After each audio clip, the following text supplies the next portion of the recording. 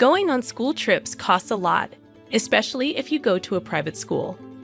You're probably not used to these expenses since you went to public school. It might be too much for you to pay for it. But don't worry, I'll feed you a souvenir. The teacher in charge of my daughter's class is really straightforward, but sometimes he sounds like he's talking down to her. No one should talk down to or ignore others, especially not a teacher to a student. I'm Natalie. My brother and I were left without parents when we were young because they died in a bad car crash. I was only 8, and my brother was 15. After our parents died, our relatives had to figure out what to do with us. We didn't have many family members, and no one had enough money to take care of both of us. They said, "We can't handle both of them because we're struggling to raise even one." They already had 2 kids of their own, so having twice as many was out of the question. We realized that all we had left in life was each other. I was just a 3rd grader, clinging tightly to my brother. I cried constantly, and he felt helpless seeing me go through so much. At 15, he was barely an adult, and I was still a child. He could only do so much to help.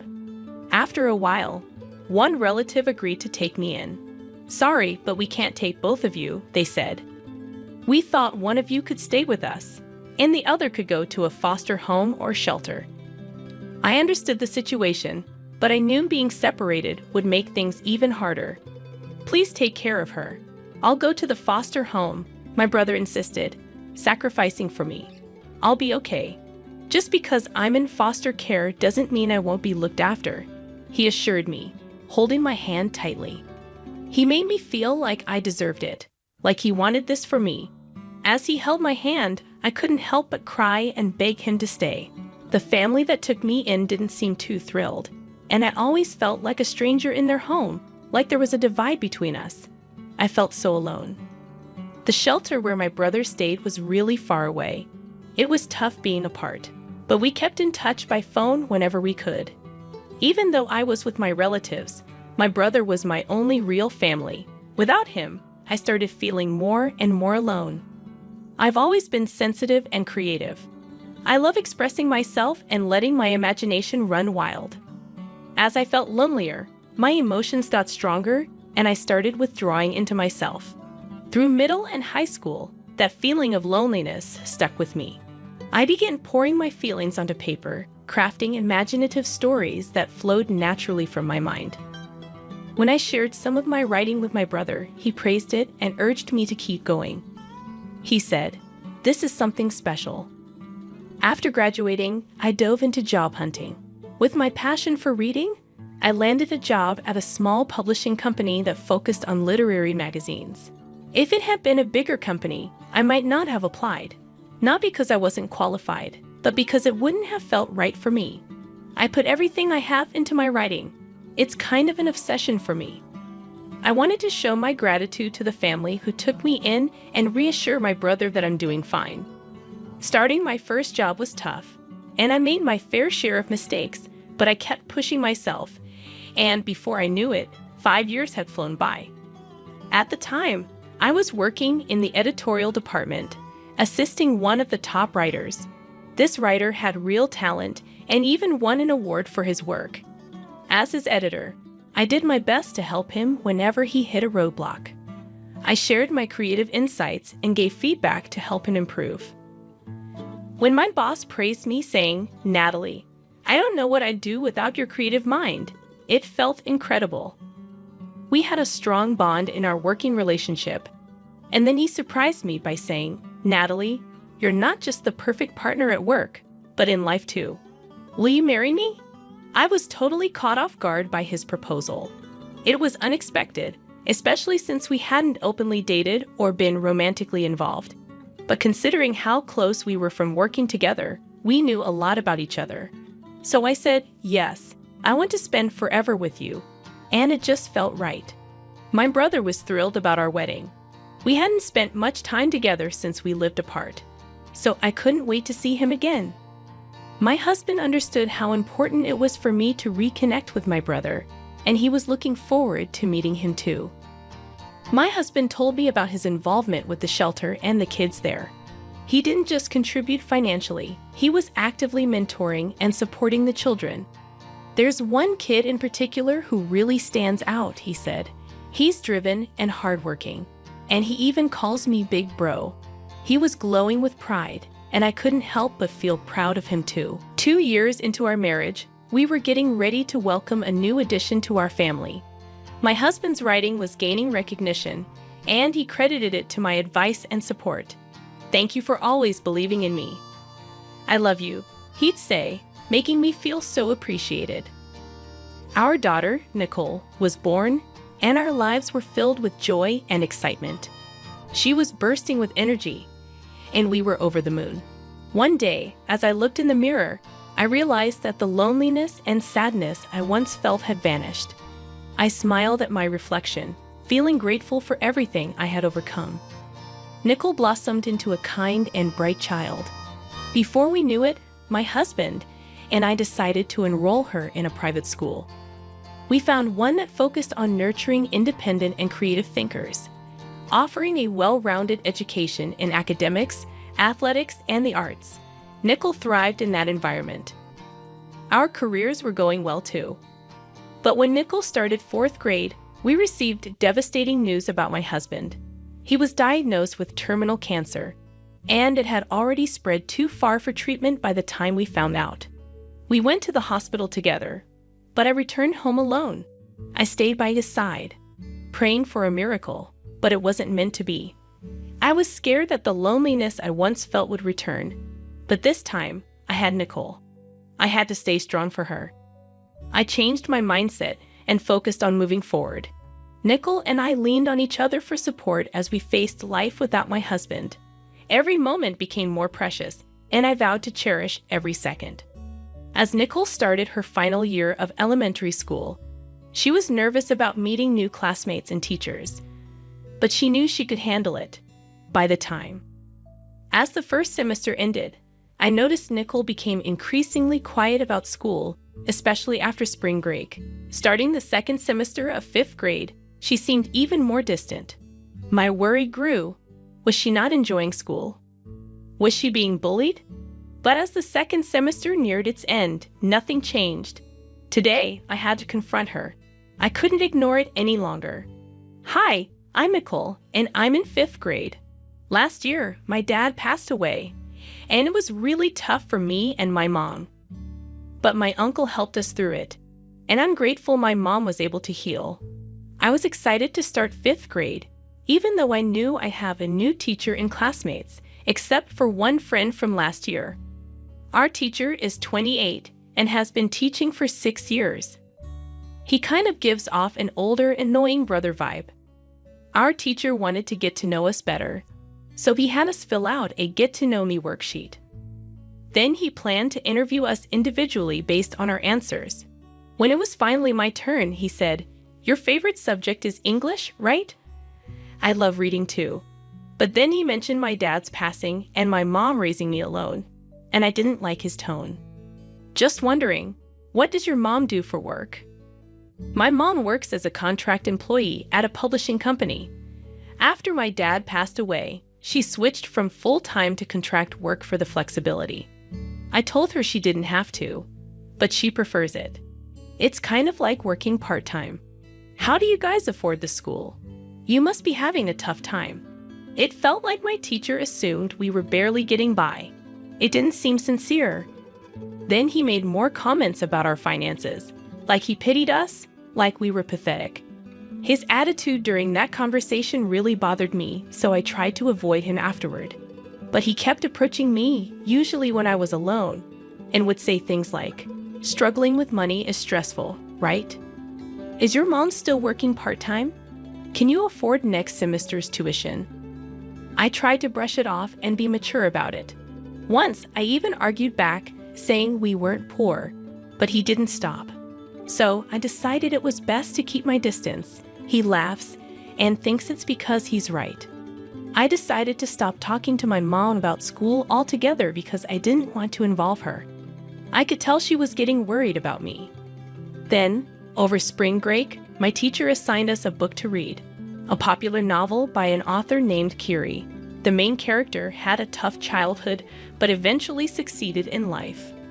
After class, my teacher approached me when I was alone. That book starts with a rough childhood, which a bit hits close to home for you, he said. But let's be real, life isn't like a fairy tale. People from poor backgrounds usually stay that way. It's a cycle, you know? He laughed and sarcastically apologized for making me read it.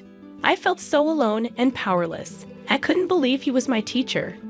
I dreaded going back to school after spring break. I wanted to change my attitude to stop worrying my mom, but my teacher kept picking on me. I couldn't understand why he enjoyed taunting me. I tried ignoring him, but one day I couldn't take it anymore and snapped back. He was speechless at first, then angry. As he walked away, he muttered, "You're a feisty one, aren't you? I'll remember this." That's when I realized I should have just ignored him. At the end of the school year, there's this big 5th grade field trip everyone's excited about, even though it's not happening yet. People in class started buzzing about it, and once again, the teacher singled me out. Those school trips are pricey, especially compared to public schools. "Wonder if you'll have to sell the house to afford it," he said with a smirk. "I'm looking forward to it, but hey, don't sweat it if you can't make it. It's a luxury, and you've got more important things to worry about. Better to stay home." He even hinted it would be better for the school if I didn't go, like payback for snapping at him. Then, there was this incident where a classmate's Nintendo Switch went missing. The teacher insinuated that kids from poor families might have stolen it out of jealousy, looking straight at me. My friend started asking questions, but I kept quiet to avoid his smart remarks. Later, when we were discussing middle school plans, the teacher suggested I reconsider staying at the private school. He doubted my mom could afford it and suggested we look into public school instead. He kept belittling us, saying it's stupid to stretch beyond our means. I couldn't take it anymore. I stormed out of the conference, tears streaming down my face. I was so frustrated with him. When I got home, my mom sat me down and asked what was really going on, so I told her everything. I was speechless hearing my daughter's words. I couldn't believe she'd been dealing with harassment at school, especially from her teacher. She didn't want me to worry, so she kept it all inside. I hugged her tight, apologizing for not knowing. I knew I had to talk to the teacher right away. I decided to record our conversation on my phone, just in case. "I assumed you'd be working hard, just like I am." His response confirmed my daughter's story. I demanded to know why he felt entitled to speak so horribly to Nicole. It was my duty as a parent to make her aware, even though it should be his job as a teacher, a responsibility he seemed to overlook. He had the audacity to suggest we send Nicole to public school if we were struggling financially, but he was wrong. We've never faced financial instability in our lives. His assumptions about our situation were unfounded. He kept interrupting and talking over me, making it impossible for us to have a civil conversation. His immature remarks pushed me to my limit. I warned him sternly, "That's enough. Don't ever speak to my daughter like that again, or there will be consequences." With that, I stormed out, leaving him speechless. After our confrontation, Nicole said he stopped bothering her altogether. I was surprised she let it go so easily, but thankfully, she made it through to graduation unscathed. Unfortunately, I couldn't make it to the parent-teacher conference afterward. Nicole confidently chose to attend the same middle school as her friends, despite the teacher's mocking laughter. "I'm here with my sister for my niece's graduation," Joseph said, suddenly realizing that Nicole was his niece, and then recognizing me as his sister. It was time for me to set the record straight. My late husband was a renowned writer, and we still receive royalties from his work. We're financially secure because of that. Plus, I have my own steady income. He was stunned. The author Kiri, whose work inspired you and whom you admired, is actually me. It's a pseudonym I used. You can imagine the royalties from that alone. My husband and I enjoy collaborating, but I also wanted to pursue my own writing. After his passing, I shifted to a more flexible job to focus on my writing full-time. I poured my heart into my writing, and as I continued, I improved. I could have stopped working altogether, but I enjoy the company and value the routine. That's how I finally completed my book. Joseph saw parallels between his upbringing and the author's story, but instead of overcoming his past, he projected his resentments onto others, including my daughter. He wrongly assumed my family was struggling and belittled us. Such behavior is unacceptable, especially from a teacher. He's not fit for the role. He didn't respond and instead broke down in tears in front of everyone. My brother reported him to the principal, leading to Joseph's swift termination. I provided the principal with recorded evidence of my confrontation with Joseph, which left my brother speechless upon hearing. He expressed disappointment in Joseph's true character and doubted Joseph's ability to continue teaching with such behavior. I realized I had misjudged him. Don't worry. People like him are rare, otherwise the world would be doomed. I hope I never become like that. My brother chuckled at Joseph's behavior. You should focus on your own happiness now. I'm content, and you don't need to worry about me. Maybe it's time for you to start dating. What about you? You could date and be even happier. As long as you're happy, I'm happy. But a new dad? My daughter is wise beyond her years. She's my happiness. Why do we feel so alone? Is it in our minds, or do we close ourselves off from seeing the beauty around us? The answer lies within our hearts. I have a liver disease and need to be hospitalized. The word hospitalized from my husband Oliver's serious mouth shocked me. When I listened closely, I learned that his liver was damaged due to excessive drinking and that he might need a transplant. I didn't realize it was that serious and couldn't say anything to Oliver. My liver is in pretty bad shape, and it looks like I need a transplant. I see. I hope I'm a match as a donor. The test results showed I was a match, so I hurried to Oliver's hospital room to surprise him. But when I opened the door, I was met with a shocking sight. Emily. Oh? Are you Oliver's wife? You certainly seem like a stiff person. What? Oliver had a guilty look on his face, and the woman, who seemed to be a nurse, looked down at me with disdain. It was obvious they had a relationship beyond professional bounds. Feeling my heart pounding, I demanded an explanation from Oliver. After I get out of here, I'm going to be with her. You're no longer needed, so get out of this room. Not only was he having an affair, but he was also declaring a divorce. It was an incredible betrayal. Determined to give Oliver and his mistress what they deserved, I left the room just as they wanted. However, whatever the outcome, it was no longer my concern. My name is Emily. I'm a 32-year-old housewife. I met Oliver when I was working in customer service at a small office supply company. He was a banker who came to our office. A friend from work told me that our company had taken a loan from the bank before. I had seen Oliver then, but I didn't know him personally. Oliver's cheerful personality made him quite popular with my colleagues, which was in stark contrast to my strict and serious approach to work. At first, I felt a lot of jealousy. He also seemed uninterested in me, so we usually exchanged only brief greetings when we passed each other in the office. Hi there. Hello. You're working hard as always. Even so, I couldn't help but be impressed by his bright demeanor, although I kept my jealousy to myself. I thought having a few work friends like my colleagues was enough, but unconsciously, I started noticing Oliver more. This didn't help, and I ended up making a mistake at work that caused trouble with a client. My boss, who was surprised as it was rare for me to make mistakes, was concerned. It's unusual for you to mess up with a client. At first, I thought it was a rumor. I'm sorry. I'm not blaming you. You've always been reliable. Can I trust you to handle the situation? Yes.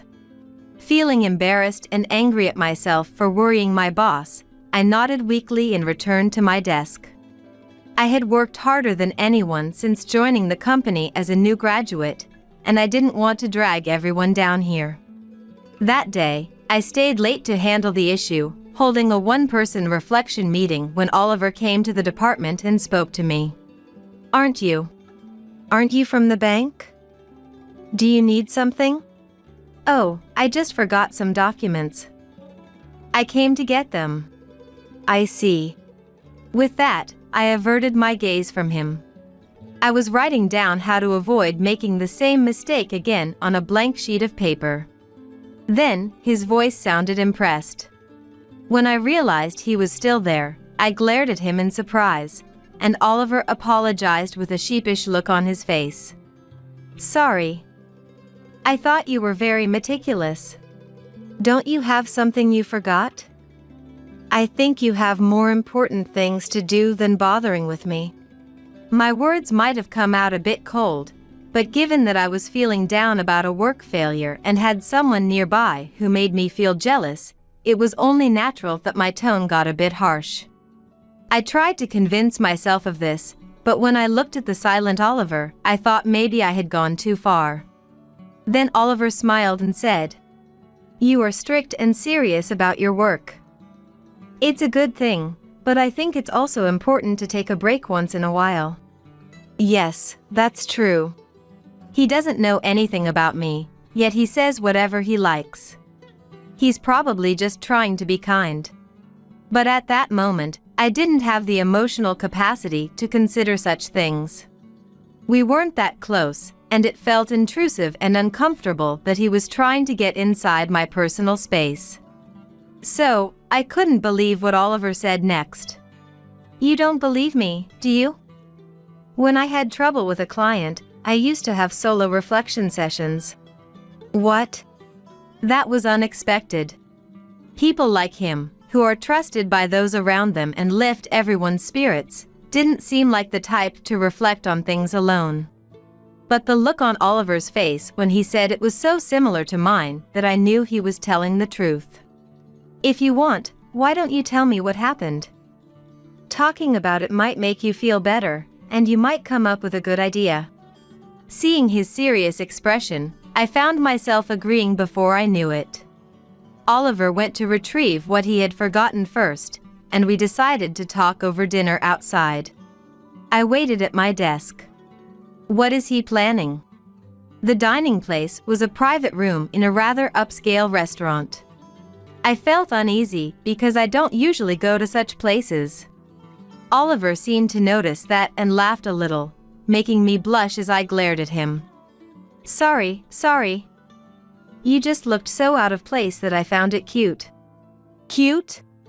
I stood up, raising my voice more than I expected, and started to worry about the people around us. But since we were in a private room, there was no need to worry, and I sat back down. From that point on, Oliver led the conversation, and when I talked about how I was handling the trouble at work, he gave very precise advice. It was hard to imagine this side of Oliver from his usual behavior. He seemed intellectual and thoughtful. Maybe this is the real him, a capable man at work. Thanks to Oliver's advice, the trouble was resolved, so I thought I should thank him. However, Oliver was very popular among the employees, and I thought it might be annoying if someone like me, who usually doesn't talk to him, suddenly did, so I waited for the right moment. Finally, the opportunity came. When I thanked him for his help, he smiled and told me not to worry about it. "Well, how about you invite me to dinner as thanks? That's the condition for accepting your gratitude." "All right. I'll invite you sometime." He said he'd be waiting for my invitation, waving as he left the office. I didn't feel like having dinner with a male friend, but leaving a debt unpaid was even worse. So a week later, I invited him, and he immediately agreed. Since it was our day off, it almost felt like a date. He exuded the calm and reassuring demeanor of a gentleman, and I was surprised at how comfortable I felt around him. I used to be so jealous of him, who was different from me in every way, but now, we're practically going on dates. After that, having dinner once a month became our regular event, and a year later, he asked me out. I've been drawn to your strict and serious nature, and the way you become cute when flustered. I think we can be great partners, so I want to date you with marriage in mind. Maybe I've been attracted to you without realizing it. Yes, let's date. And so, our relationship began. Oliver taught me about places and things I didn't know, and it made me happy to see him trying to make me enjoy myself. As our relationship progressed over the years, I even began to think we could get married. Little did I know, our happiness was about to crumble. One day, after a date, as I was about to go home, he stopped me and proposed with a ring. Of course, I immediately accepted since my mind was already made up. We had a wedding with blessings from our parents and colleagues, and it didn't feel real during the ceremony since I never thought I would get married. However, once we decided on a house and started living together, it suddenly hit me that we were really married. From now on, I aimed to be a wife who could devote herself to Oliver. When we discussed it before marriage, Oliver said he would be happy to have someone to support him, so I decided to become a housewife. It wasn't an easy decision to leave a job I had dedicated myself to.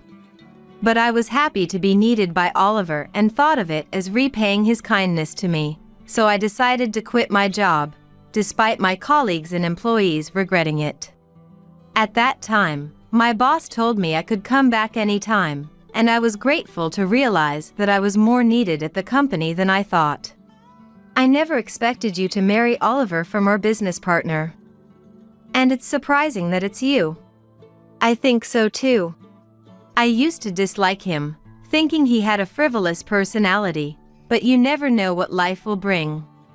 After thanking my boss for all the help, I finished handing over my duties and left the company. Looking at the building where the company was located, I felt a pang of sadness even though I wasn't leaving for good, and I headed home to brush off that feeling. Our married life was smooth, with him always thanking me, and we continued our monthly dining out, looking forward to possibly having children someday. However, it was 1 year into our marriage when he started to change. He began to treat me as if I were a housekeeper, asking for chores and complaining about the housework. Of course, I couldn't stay silent, so I retorted, "You're annoying. Just listen to what I say and quietly do the housework. You're a housewife, so taking care of me shouldn't be a big deal. You asked me to be a housewife, but now you're saying this. If you hated it so much, you should have refused." Snorting, he looked away from me and started fiddling with his smartphone. What on earth happened to him? Though I was angry at his words, I thought something might have happened at work. But I knew that if I probed too deeply, it would only worsen his mood and damage our relationship. That day, I gave up on talking to him and decided to wait for another day when he was calmer to ask about things. However, from then on, his domineering behavior at home only accelerated, and he became more stringent with time. He began complaining if the shower wasn't ready at his exact timing. "I told you to have the shower ready when I come home from work. Can't you even do that simple thing?" "Well, I'm doing housework and other errands you asked for, so I don't always have the time." "If you have such a problem, why don't you do it yourself?" "What? Are you saying it's my fault? You're blaming me too now." Another time, when I brought coffee to Oliver's study, he not only complained about the timing but also the taste, berating me. "Maybe you think it's easy being a housewife, but I'm tired from work every day, and I'm sick of hearing your complaints. Then you could at least help me out a little? I understand you're tired or busy with work, but on your days off, you could take over some chores." "What? I want to use my days off for myself. I don't want to waste time on that. Now, go make a new pot of coffee." There was no point in talking that day either, so I quietly went to make new coffee. How did it come to this? The happy days of our early marriage now felt like a distant past. Despite my repeated attempts to have discussions with him, he dismissed the need for any talks, saying that a housewife is practically the maid of the husband. He ignored me, always engrossed in his smartphone, with a smirk on his face. Moreover, to escape my pursuit, he increased the number of outings he called drinking parties. Now, he doesn't come home until late at night more than 10 times a month.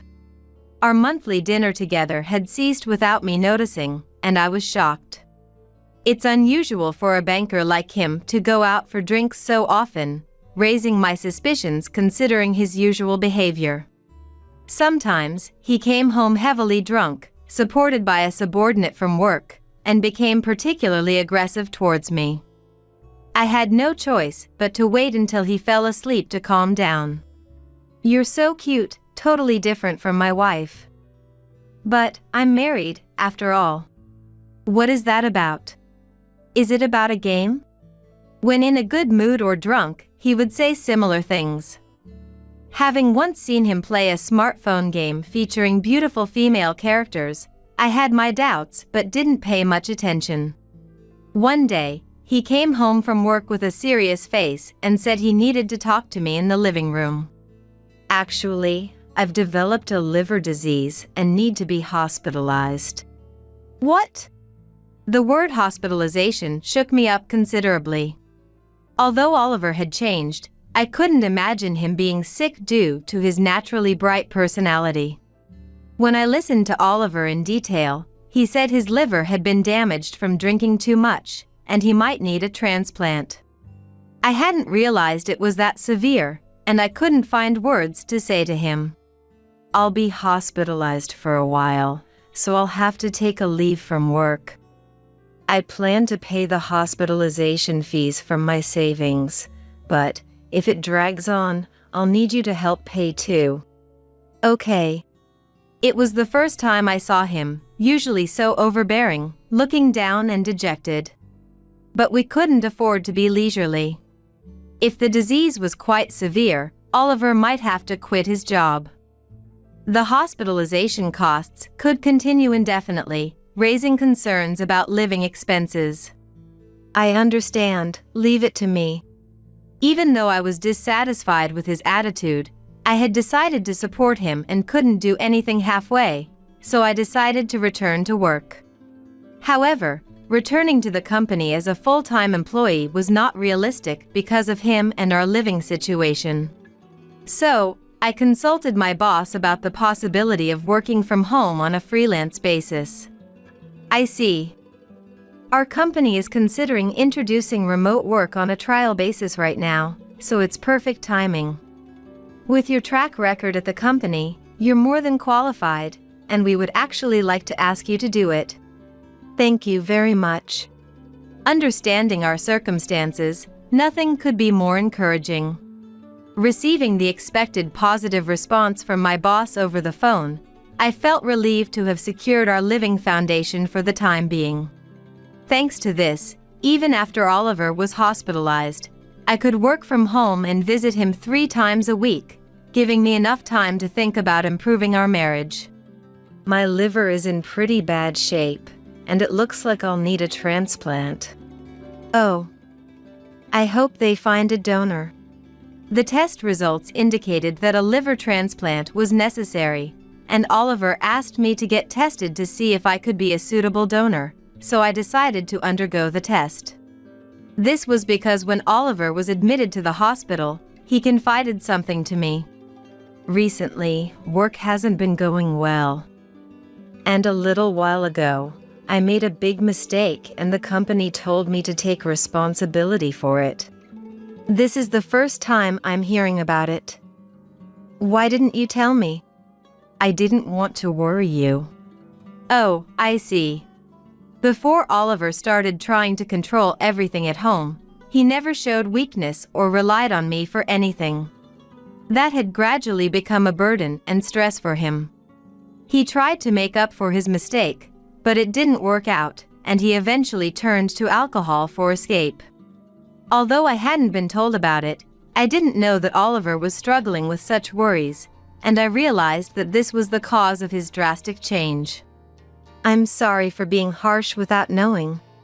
True, when I couldn't relax at work, coming home and having you snap at me made it feel like I had no place to be at ease, so I turned to drinking. But still, I wish you had confided in me. I always thought that marriage was about supporting each other, and while I was focused on supporting Oliver, I might not have considered his feelings. As I was unable to say anything, he concluded with these words. I'm sorry I didn't tell you. But I wanted you to consider my feelings too. It's okay. If we made mistakes, we can start over again. These words were more for myself than for Oliver. Indeed, his attitude might have had some issues, but reflecting on myself, I resolved to have better conversations from now on. When I found out that I was a suitable donor, I hurried to the hospital room to surprise and make Oliver happy. Then, I heard voices coming from inside and stopped in my tracks. I couldn't hear the content of the conversation, but he seemed to be talking to a woman and sounded quite familiar. Maybe it was a colleague from his company? I decided to wait in front of the hospital room until the conversation was over, but after an hour had passed without anyone coming out, I had a bad feeling and prepared my smartphone before opening the door to the hospital room, revealing a surprising scene. Emily. Oh, you must be Oliver's wife? You certainly seem like a strict person. What? What is this? Oliver had an awkward expression, while the woman who appeared to be a nurse looked down on me with a disdainful expression. The situation made it glaringly obvious that they were more than just colleagues. Feeling my heart pounding fiercely, I demanded an explanation from him. What on earth is going on? Oh well, now that you've found out, there's nothing we can do. I'm going to be with her. I'm so happy. While they were basking in their romantic moment, my heart was boiling with anger like molten lava. Oliver, mistaking my shock for something else, decided to push the divorce papers in front of me and suggest we part ways. Once I get out of the hospital, I'll be with her, so you're no longer needed. Can you leave this hospital soon? I feel destined to be with him. I'm sorry for taking your husband. As the reality of the divorce declaration set in, I felt my long-standing frustration reach its peak, and any love I had for Oliver began to dissipate. I couldn't forgive him for having an affair without any remorse. They say that extreme anger can make you unusually calm, but I never imagined I'd experience it firsthand. Feeling nauseous at the sight of the two of them cozying up, I steeled myself for retribution and left the hospital room.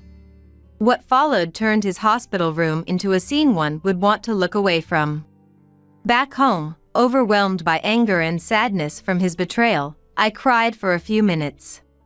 Had I done something wrong? However, knowing that Oliver had no love for me, I had no intention of turning back. Once I regained my composure, I started preparing for the divorce and my retribution against him. A month later, having completed all my preparations, I headed to the front door for my final goodbye to the house I shared with Oliver. Just as I was about to leave, my smartphone rang loudly, showing Oliver's number. Ignoring it several times, I finally answered, only to be met with immediate blame. Why aren't you visiting me? Can't you at least bring my clothes and the things I want? You're making my life in the hospital miserable. As a housewife, you should at least take care of me. What are you talking about? You told me not to show my face, so I was just following your orders.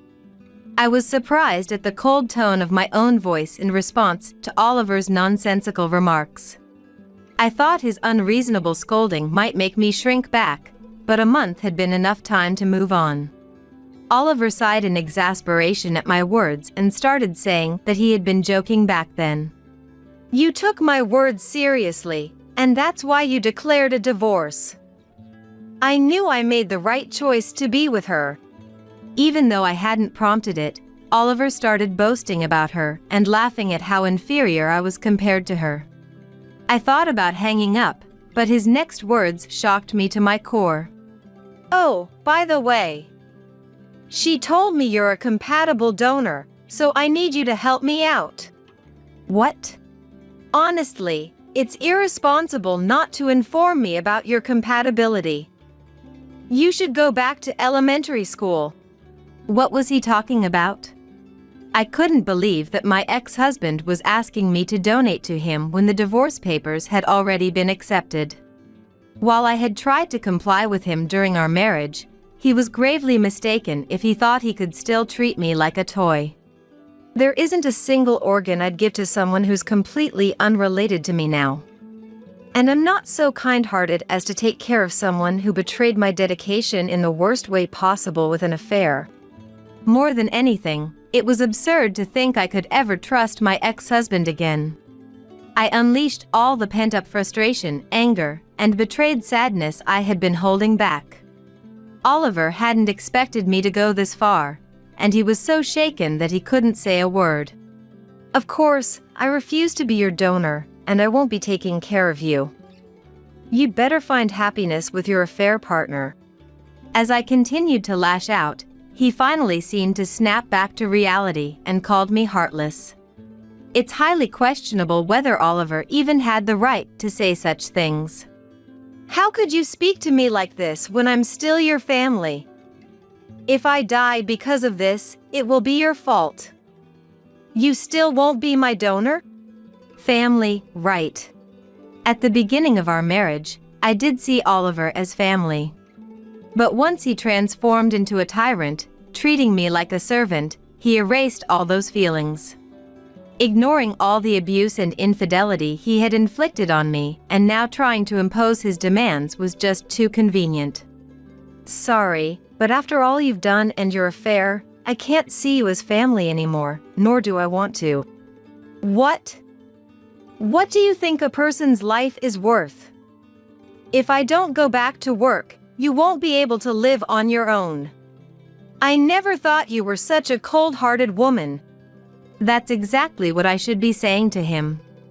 Everyone knows that human life is precious, and maybe normally, I should be willing to donate without a second thought. But reality isn't that simple. Especially in my current situation, moral lectures had no effect on me. Just then, the woman who had been standing by his side, his affair partner, chimed in with a voice dripping with insincerity. "I agree with Oliver. As a nurse, I'm telling you, you need to donate.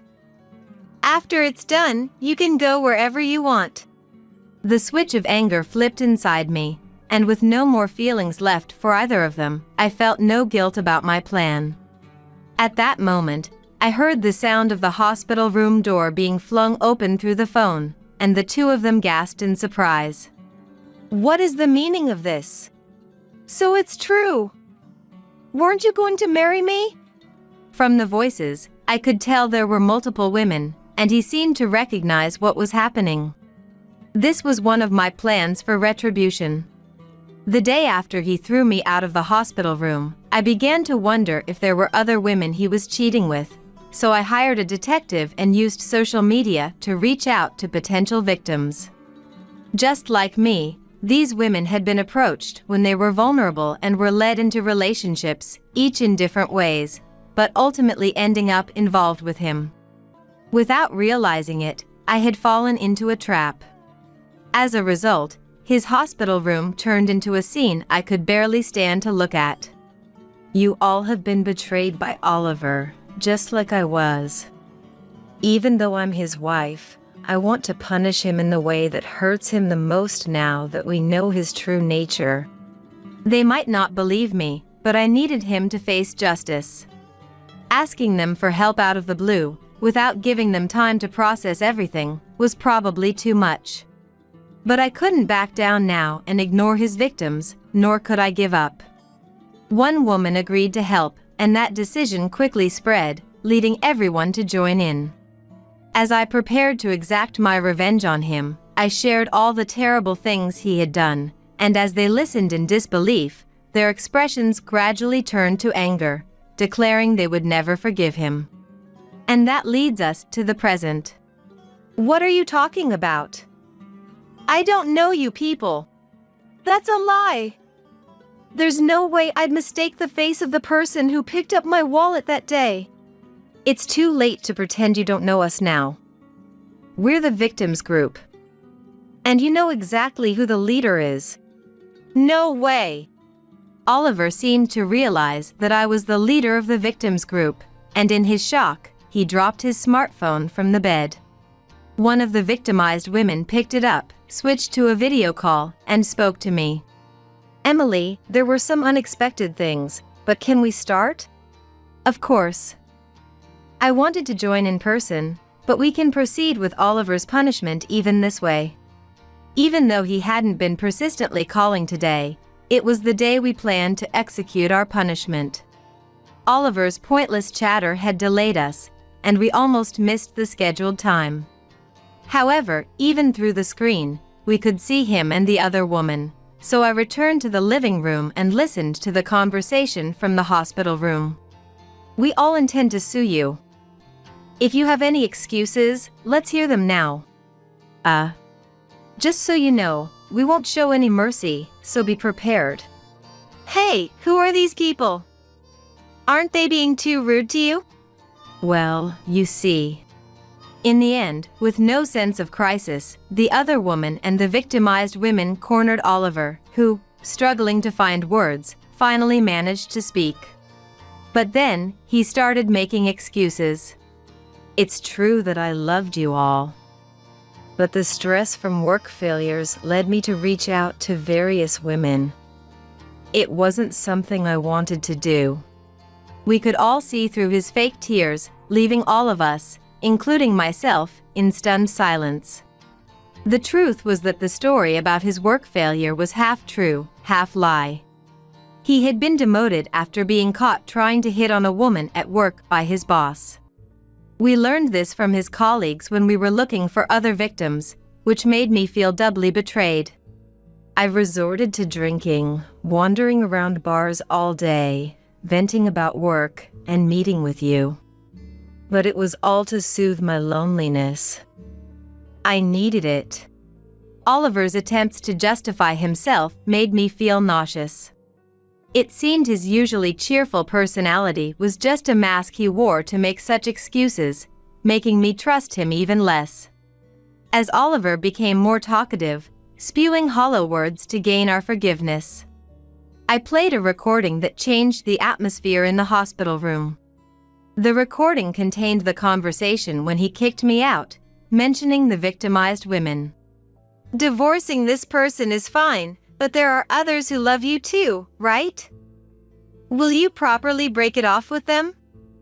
I'm worried. Don't worry. The women here are just temporary. I plan to break up with them when the time is right. Honestly, they're not my type, so I intended to end things soon. Despite me standing right there, they talked as if I didn't exist, so I recorded everything.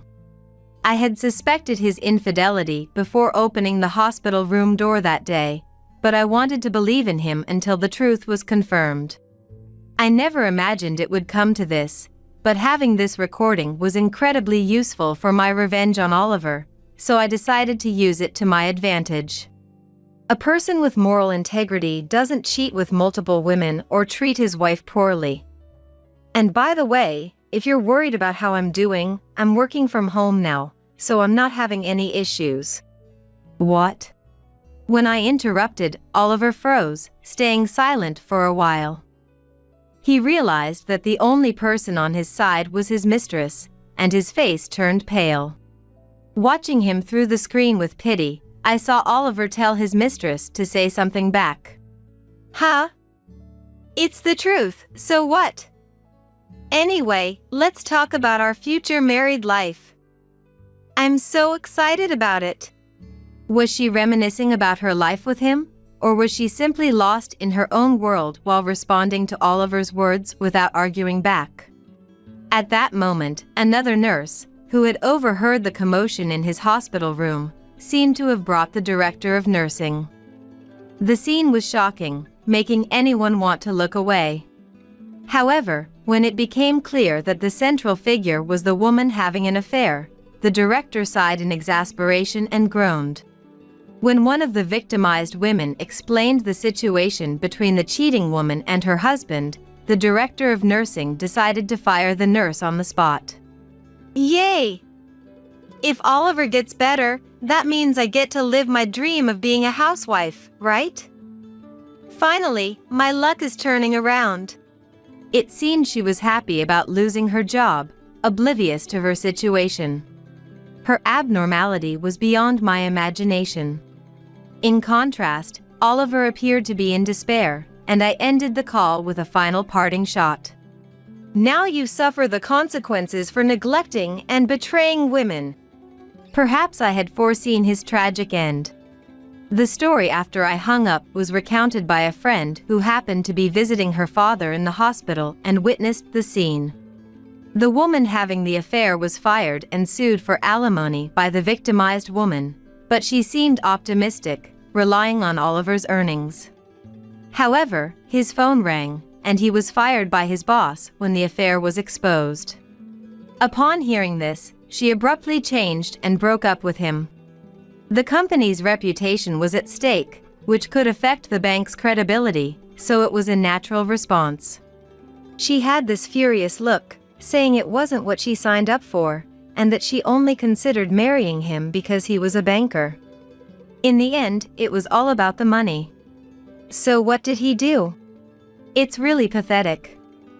He begged her not to leave, pleading for her to stay. But she had her eyes set on wealthy patients in the hospital, so she ignored him completely. I began to understand why the director of nursing looked so troubled at that moment. I knew it would come to this. It's his own fault. Eventually, Oliver and the cheating woman broke up. In a desperate attempt, he tried to contact me to reconcile, but I had already changed my number. Oliver's reputation spread within the industry, making it hard for him to find a new job. He's now juggling part-time jobs to pay the alimony. The other day, I ran into him at a convenience store counter. It made me feel so bad I decided never to go there again. What happened to the woman he was cheating with?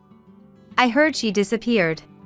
However, the victimized woman confirmed that the alimony payments were still being made, so there was no need for concern. It's no longer my concern, and I have no intention of worrying about it. I still keep in touch with the members of the support group for victims, and we're determined to turn this story into something we can laugh about. I moved out of the house I shared with him, and now I enjoy a carefree single life, working from home. By now, they're probably struggling in their misery, hopefully learning a bit about how it feels to be betrayed. I'm going to be a grandma soon. I'm eagerly looking forward to being there for my daughter Alana's first childbirth, but it's a strange mix of excitement and anxiety.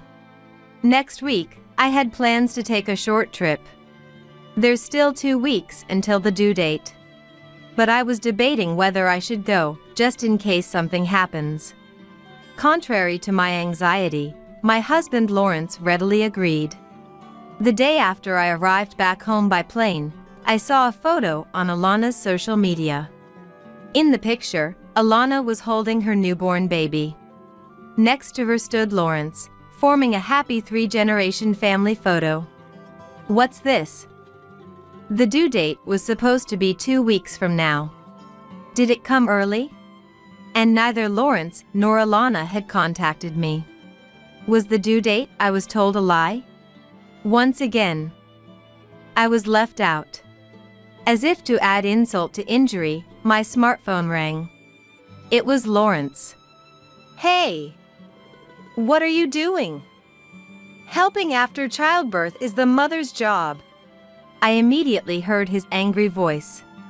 Labor started. The baby was born. The first words to me, left out of this important moment, were, "What are you doing? Hurry back!" Of course, I want to help Alana and see my grandchild. But how long do I plan to continue this life with Lawrence? Maybe I've reached my limit. Ah, that's right. Understood. The real mother is on her way. What? I hung up without answering and stood up. Where is the place I feel most at ease? As I was hanging the laundry, I saw a cat yawning comfortably on the stone wall, and I thought about it. Lately, it feels like I've been spending more time looking out the window as a form of escapism from these unresolved feelings. I used to have the most fun just being with friends. Just seeing everyone's faces made me feel at ease. I nostalgically remembered my high school days, long ago. I am Kristen. I don't have a place where I can truly relax. Even at home, my mind is constantly occupied with doing all the housework perfectly, leaving no time to rest. Excuse me. Can I go buy some sauce and eggs? Sure. What time and which store are you planning to go? Oh, around 2 p.m. to that supermarket. Even though we've been living together for so long, I still get nervous having conversations because I have to be overly mindful. That's because my husband Lawrence can be quite a controlling husband. It's expected to prepare breakfast before waking him up, to have dinner and a shower ready before he comes home. Asking for permission to go shopping is a norm in our household. If I went out without asking, not only would he be in a bad mood, but who knows what would happen. I don't have the courage to go out without asking, so I just do the daily chores without upsetting Lawrence. And ending each day without knowing what peace feels like has become my daily routine. Having lived isolated from the outside world for so long, now in my late middle age, the thought of divorce scares me. When I first married Lawrence, I loved cooking his favorite meals and eagerly awaited his return. I felt happy taking care of him, from offering words of appreciation to preparing his pajamas and work clothes. I felt like loving him by being attentive and devoted. I made something light for you today. My stomach was feeling heavy. Thank you. Lawrence would always thank me for everything I did, making me feel even more fulfilled. But those happy times didn't last very long. Even though we lived our lives the same way as always, Lawrence became less and less appreciative of what I did. His gaze turned critical, and he no longer tolerated even the smallest mistakes. My life changed dramatically from that day. It was right after I finished preparing dinner when I realized I had forgotten to buy toilet paper. Lawrence wasn't due back yet, and since the store was close by, I decided to run out quickly to get it. I managed to get the shopping done and hurried back home. Huh? The door is unlocked. Panicking, I rushed inside to find that Lawrence had come home earlier than expected. Hey, where have you been? You're home early today. Answer me. Where were you and what were you doing? I went to the store to buy some toilet paper because we ran out. Lawrence was in an unusually bad mood. It was still early in the evening, a time when even teenagers wouldn't be expected to be home yet, but he couldn't tolerate that I wasn't there. I regretted not letting him know to avoid worrying him. I'm sorry. I should have called to let you know. Leaving the house without telling me is unacceptable. From now on, no unnecessary outings. You must get my permission for everything, even shopping. I couldn't tell if he said this in a fit of anger or if he truly meant it. But I didn't want to upset him further, so I apologized and tried to calm the situation. However, from that day, the control over my life became much stricter. Before, I would combine necessary shopping with personal errands, but even that was now deemed unnecessary. Going out for coffee with friends was out of the question. I felt like a bird trapped in a cage, with Lawrence controlling all aspects of my freedom. Since everything was monitored, I often wondered why I had to endure such treatment.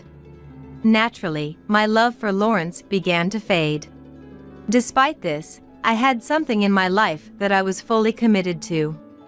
That was raising my only daughter, Alana. Separated from the outside world and living a constrained life, Alana was my everything. Mom. I remember how overjoyed I was when she first called me.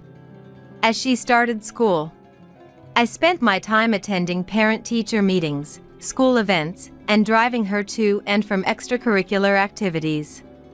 Lawrence showed no interest in Alana's school activities or extracurriculars and didn't help at all, so I handled everything.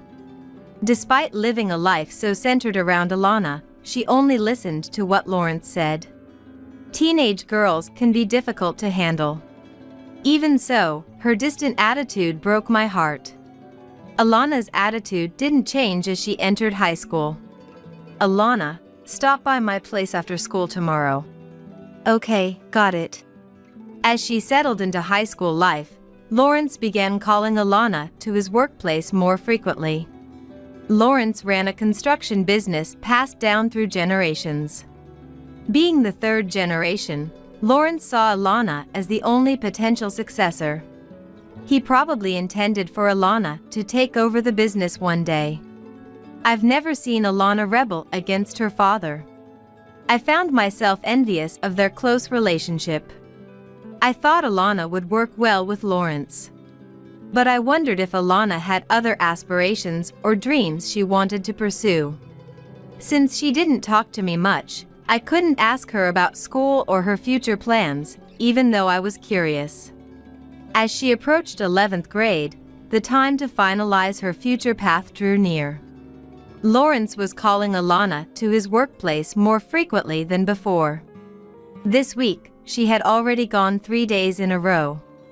After dinner, Lawrence headed for a shower, and with Alana still in the living room, now was my chance.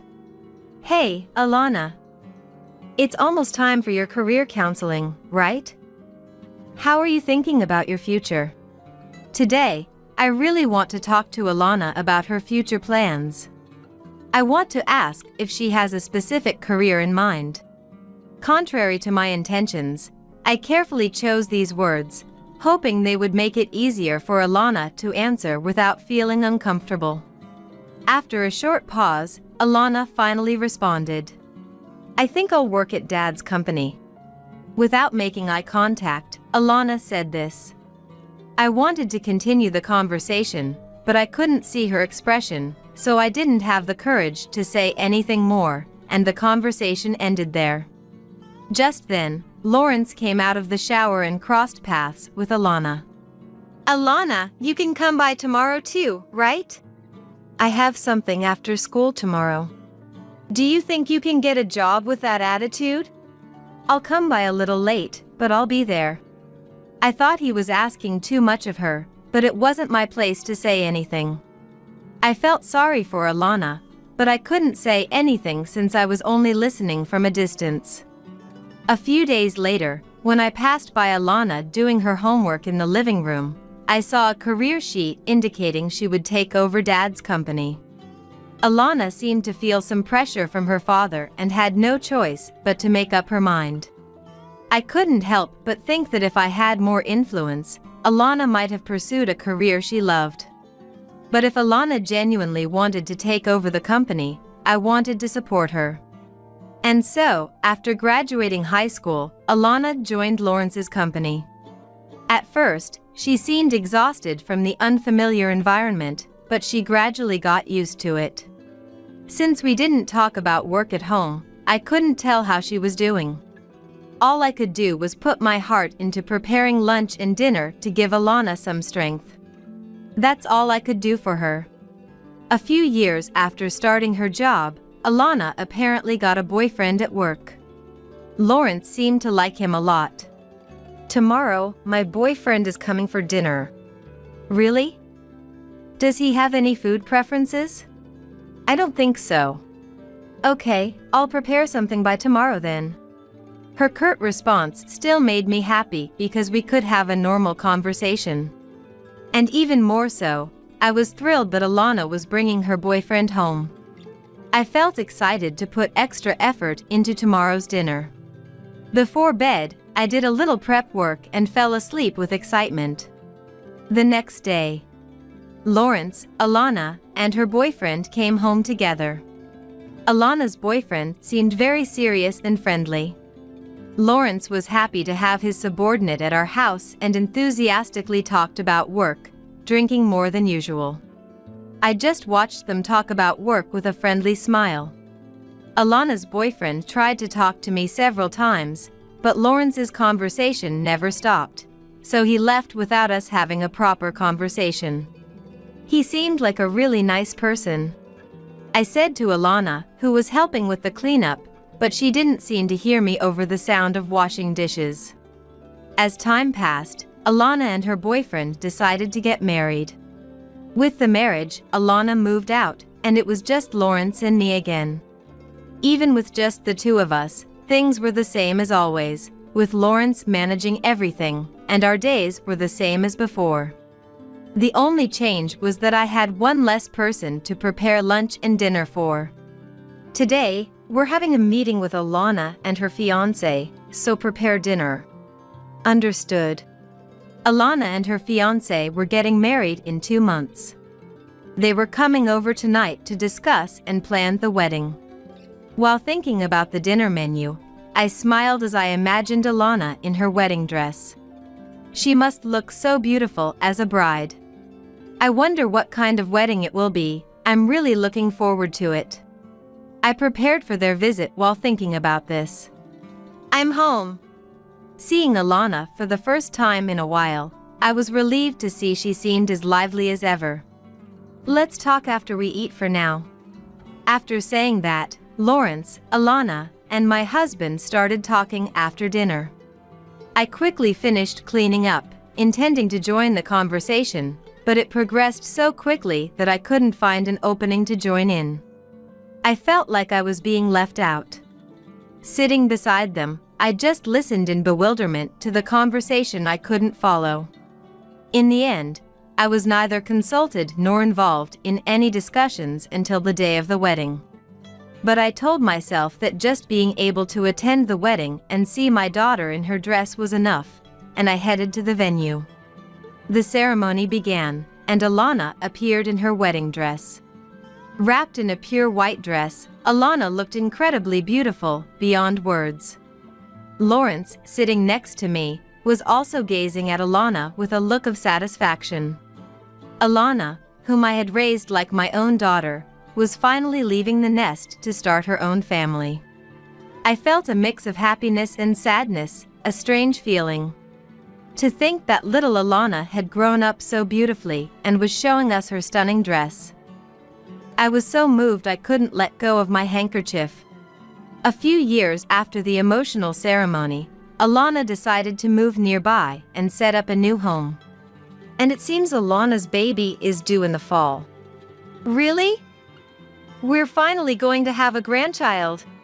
Hearing the double good news from Lawrence about Alana moving nearby and having a baby made me ecstatic. In the midst of my joy, I felt a tinge of sadness that Alana hadn't told me directly. But that didn't matter compared to how happy I was. Even Lawrence, who usually doesn't show much emotion, seemed happy. Although Alana still acted distant towards me, just knowing she would be living nearby gave me peace of mind. No matter how distant she might act, or even if she didn't like me, she was still my precious daughter. I wanted to support her and help her whenever she needed it. That's how I felt as a mother. As the heat of summer continued, Alana and her family finished moving. Although they started living nearby, they didn't visit often, so it didn't quite feel like they were close. Around that time, I received a letter addressed to me in the mail. I recognized the sender's name but couldn't clearly remember who it was. I decided to open the letter. It was an invitation to a high school reunion. The sender was a high school classmate. No wonder the name looked familiar. A reunion, huh? I wonder how everyone is doing. I'd love to see them again. I reminisced about my high school days while looking at the letter. The reunion would be held locally after a long time. My hometown is a flight away, not exactly close. It would take a few days to go and come back, so a day trip wasn't feasible. The reunion date was 2 weeks before Alana's due date. I'd have to leave home for a few days, and Alana's due date was approaching. I wanted to attend the reunion, but I hesitated. And even if it was for a reunion, I wasn't sure if Lawrence would allow me to go out. It took a lot of courage for me to bring it up with Lawrence. I thought he would say no, but I decided to mention the reunion. Hoping he wouldn't get upset, I decided to talk to him during dinner. "Honey, I need to talk to you." The moment I said that, I met Lawrence's gaze and felt nervous. I felt a cold sweat coming on. Pretending not to be agitated, I continued. "There seems to be a high school reunion in October. But I would be away for a few days, and Alana's due date is close." I couldn't say I wanted to go outright, so I mumbled. Lawrence's reaction was unexpected. "That's fine. Of course, you should go." He said it in an unusually calm voice. I was surprised by Lawrence's response, thinking he would surely object. "Really? Is it okay? But what about Alana?" "Don't worry about the details. Just go." He readily agreed to me going to the reunion. I was delighted to see a glimpse of the gentle Lawrence from the past. I couldn't wait for that day to come. Then, the day before the reunion, Lawrence drove me to the station. "Take your time and relax." I was a little taken aback by Lawrence's unexpected words. But I felt a surge of excitement at the thought of being free for the first time in a long while. With Lawrence's usual expressionless face behind me, I headed towards the boarding gate. The view from the plane is one of my favorite sights. As I watched the scenery flow by and reminisced, I suddenly arrived at my hometown. The next day, on the way to the reunion, I saw some kids from my old school, which made me feel nostalgic. "Hey, long time no see. Do you remember me?" In the middle of the reunion, a woman approached me. "Oh, long time no see. Of course, I remember you. How have you been?" Her name was Brianna, Lawrence's ex-wife. Brianna was a classmate in high school, and Lawrence was an upperclassman at the same school. I had feelings for Lawrence since I was in high school. But eventually, Lawrence started dating Brianna. I continued to secretly like Lawrence even while they were dating. When I heard they got married, I accepted it with a sense of resignation but was also shocked.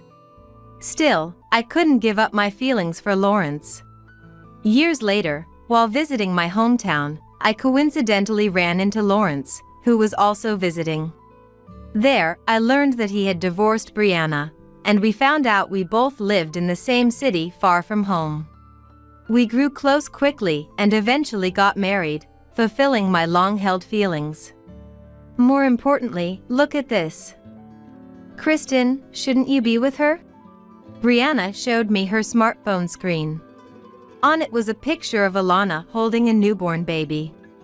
Next to them stood Lawrence, all of them looking happy together. "What? When was this photo taken?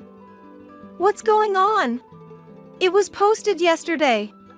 What Brianna showed me was a photo on Alana's social media. The birth had happened earlier than expected, and I started to panic inside. From the photo, Alana looked healthy. I was relieved to see that she had given birth without any problems. Thinking I must have gotten a notification about the birth, I checked my smartphone. There's no message. Neither Lawrence nor Alana had contacted me at all. At that moment, a thought crossed my mind. Could it be that the reason Lawrence had so readily let me attend the reunion was because he didn't want me to be present for Alana's birth? Did he deliberately send me away when he knew it would coincide with her due date? Allowing me to go to the reunion was so out of character for Lawrence, who usually monitored my activities so strictly. I should have suspected something was amiss. I called Lawrence. "Alana gave birth, I heard. Why didn't you tell me?" If you had informed me as soon as she went into labor, I would have rushed back immediately. Lawrence responded calmly. Well, you're not blood-related, so it doesn't concern you, does it? I was at a loss for words, shocked that he would bring up blood relations. We had lived together for so many years, become like a real family, and yet I was still considered an outsider. But I've been the one taking care of Alana all this time. I've spent more time with her than you have. It doesn't matter.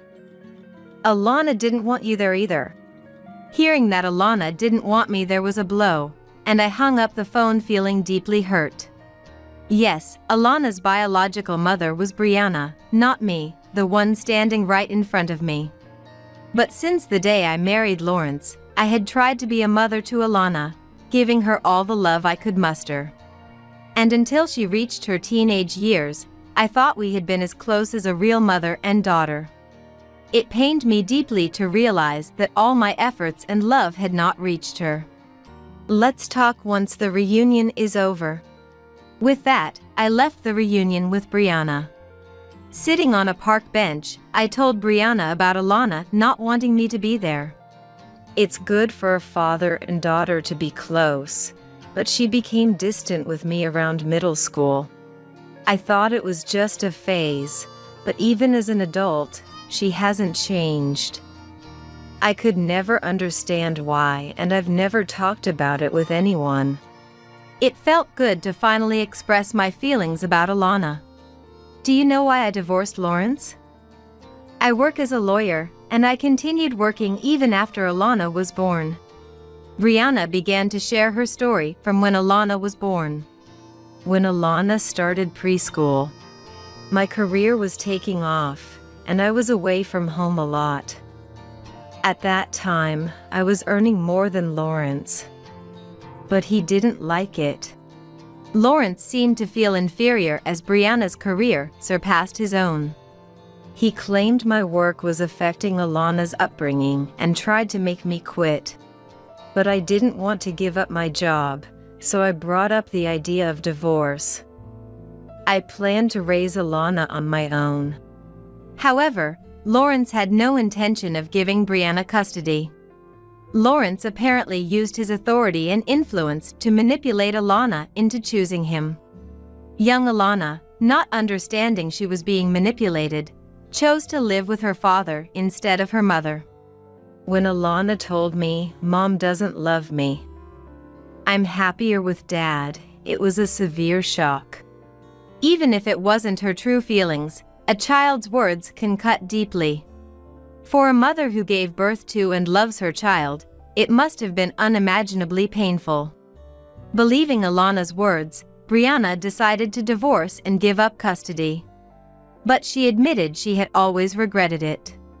What? That happened? I had no idea. That's terrible. I couldn't hide my shock at learning how Lawrence had manipulated young Alana against Brianna, leading to their divorce.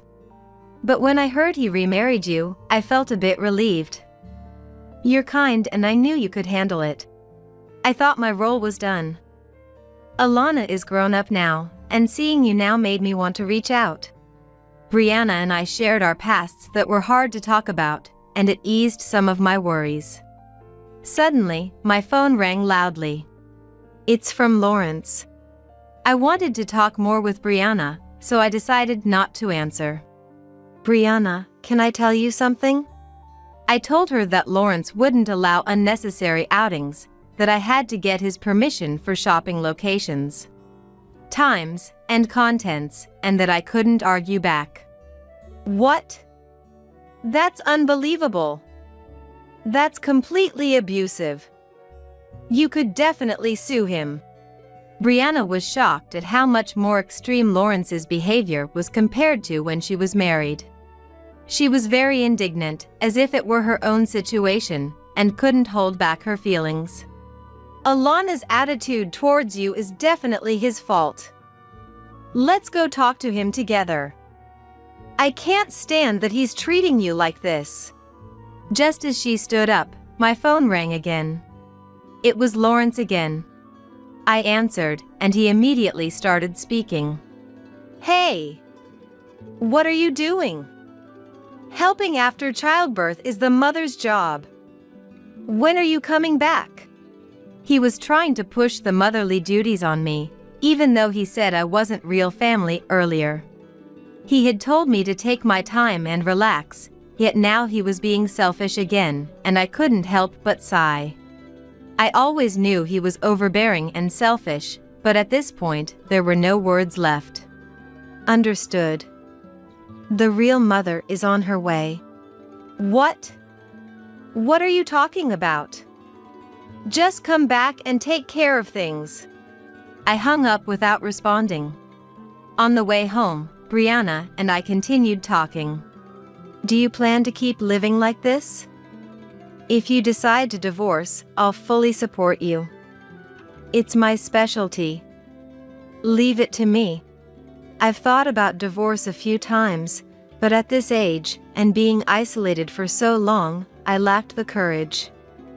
But with you around, I feel stronger. I'm not thinking about divorce right now, but if it comes to that, will you help me? Of course. But for now, let me give him a piece of my mind. Talking like that, we arrived home.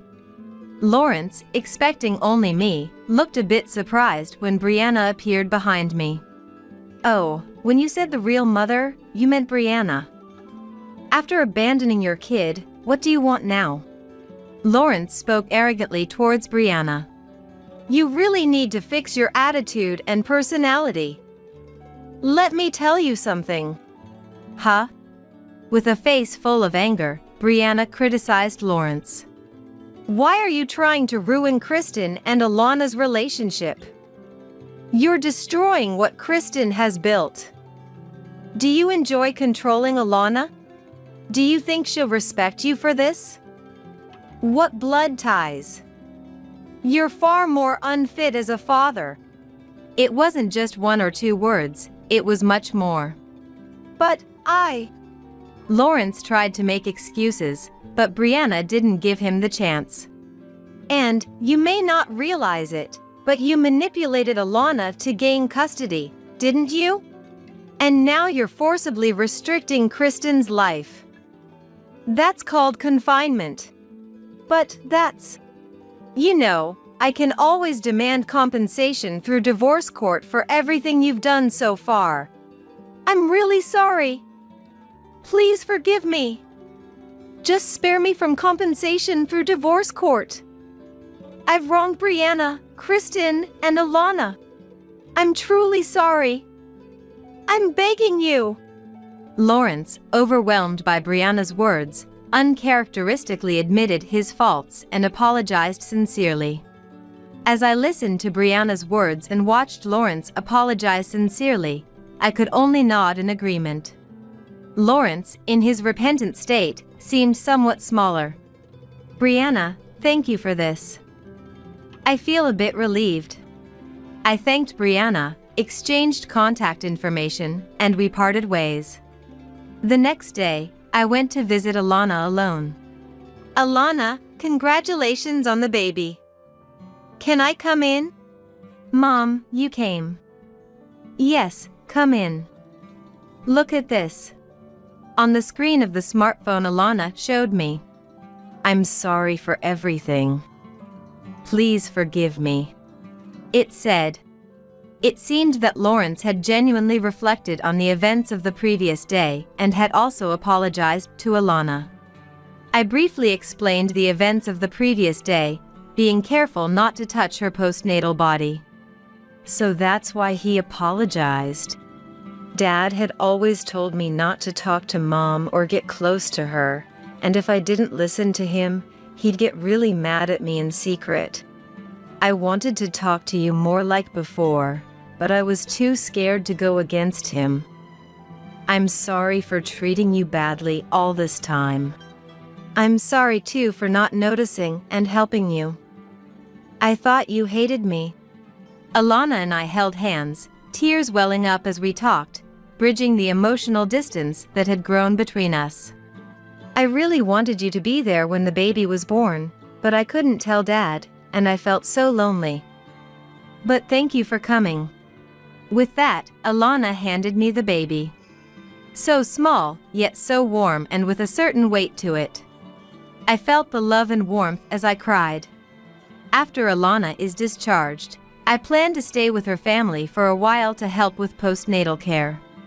During that time, I will carefully reconsider my relationship with Lawrence. I can't easily forgive Lawrence for what he has done to me, Brianna, and Alana, and I still feel anger.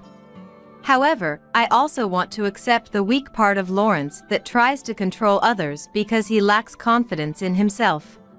When I told Brianna this, "I'm always ready to file a lawsuit, you know," she said enthusiastically. I couldn't help but laugh at her determination. Then, sometime later, at Alana's request, I arranged a meeting for Brianna and Alana to reunite.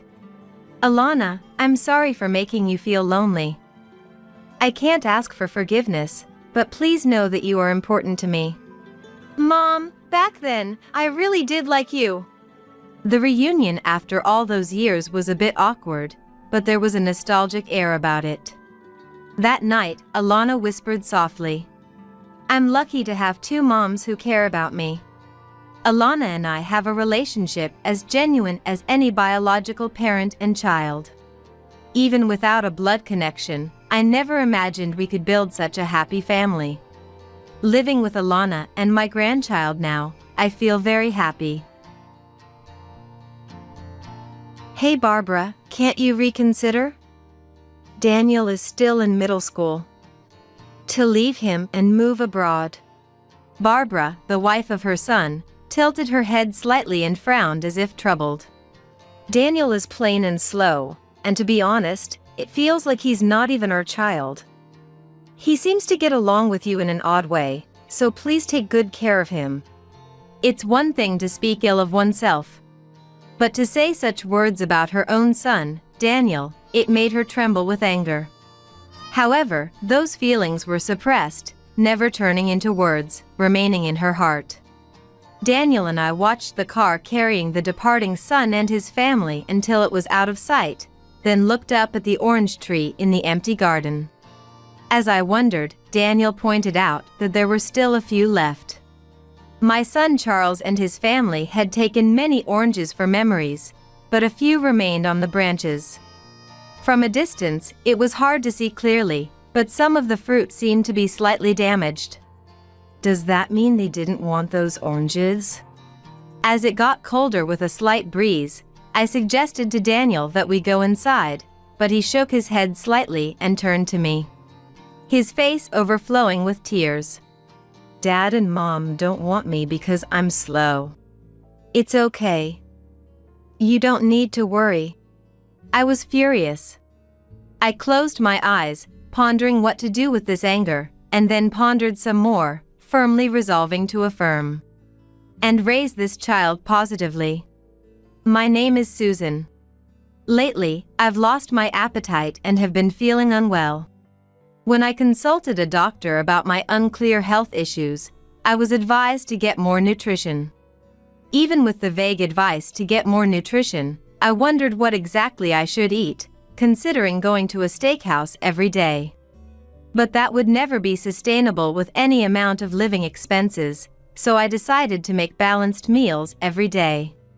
No, that would be too much hassle to keep up. So, I decided to make it a point to eat the oranges planted in my garden.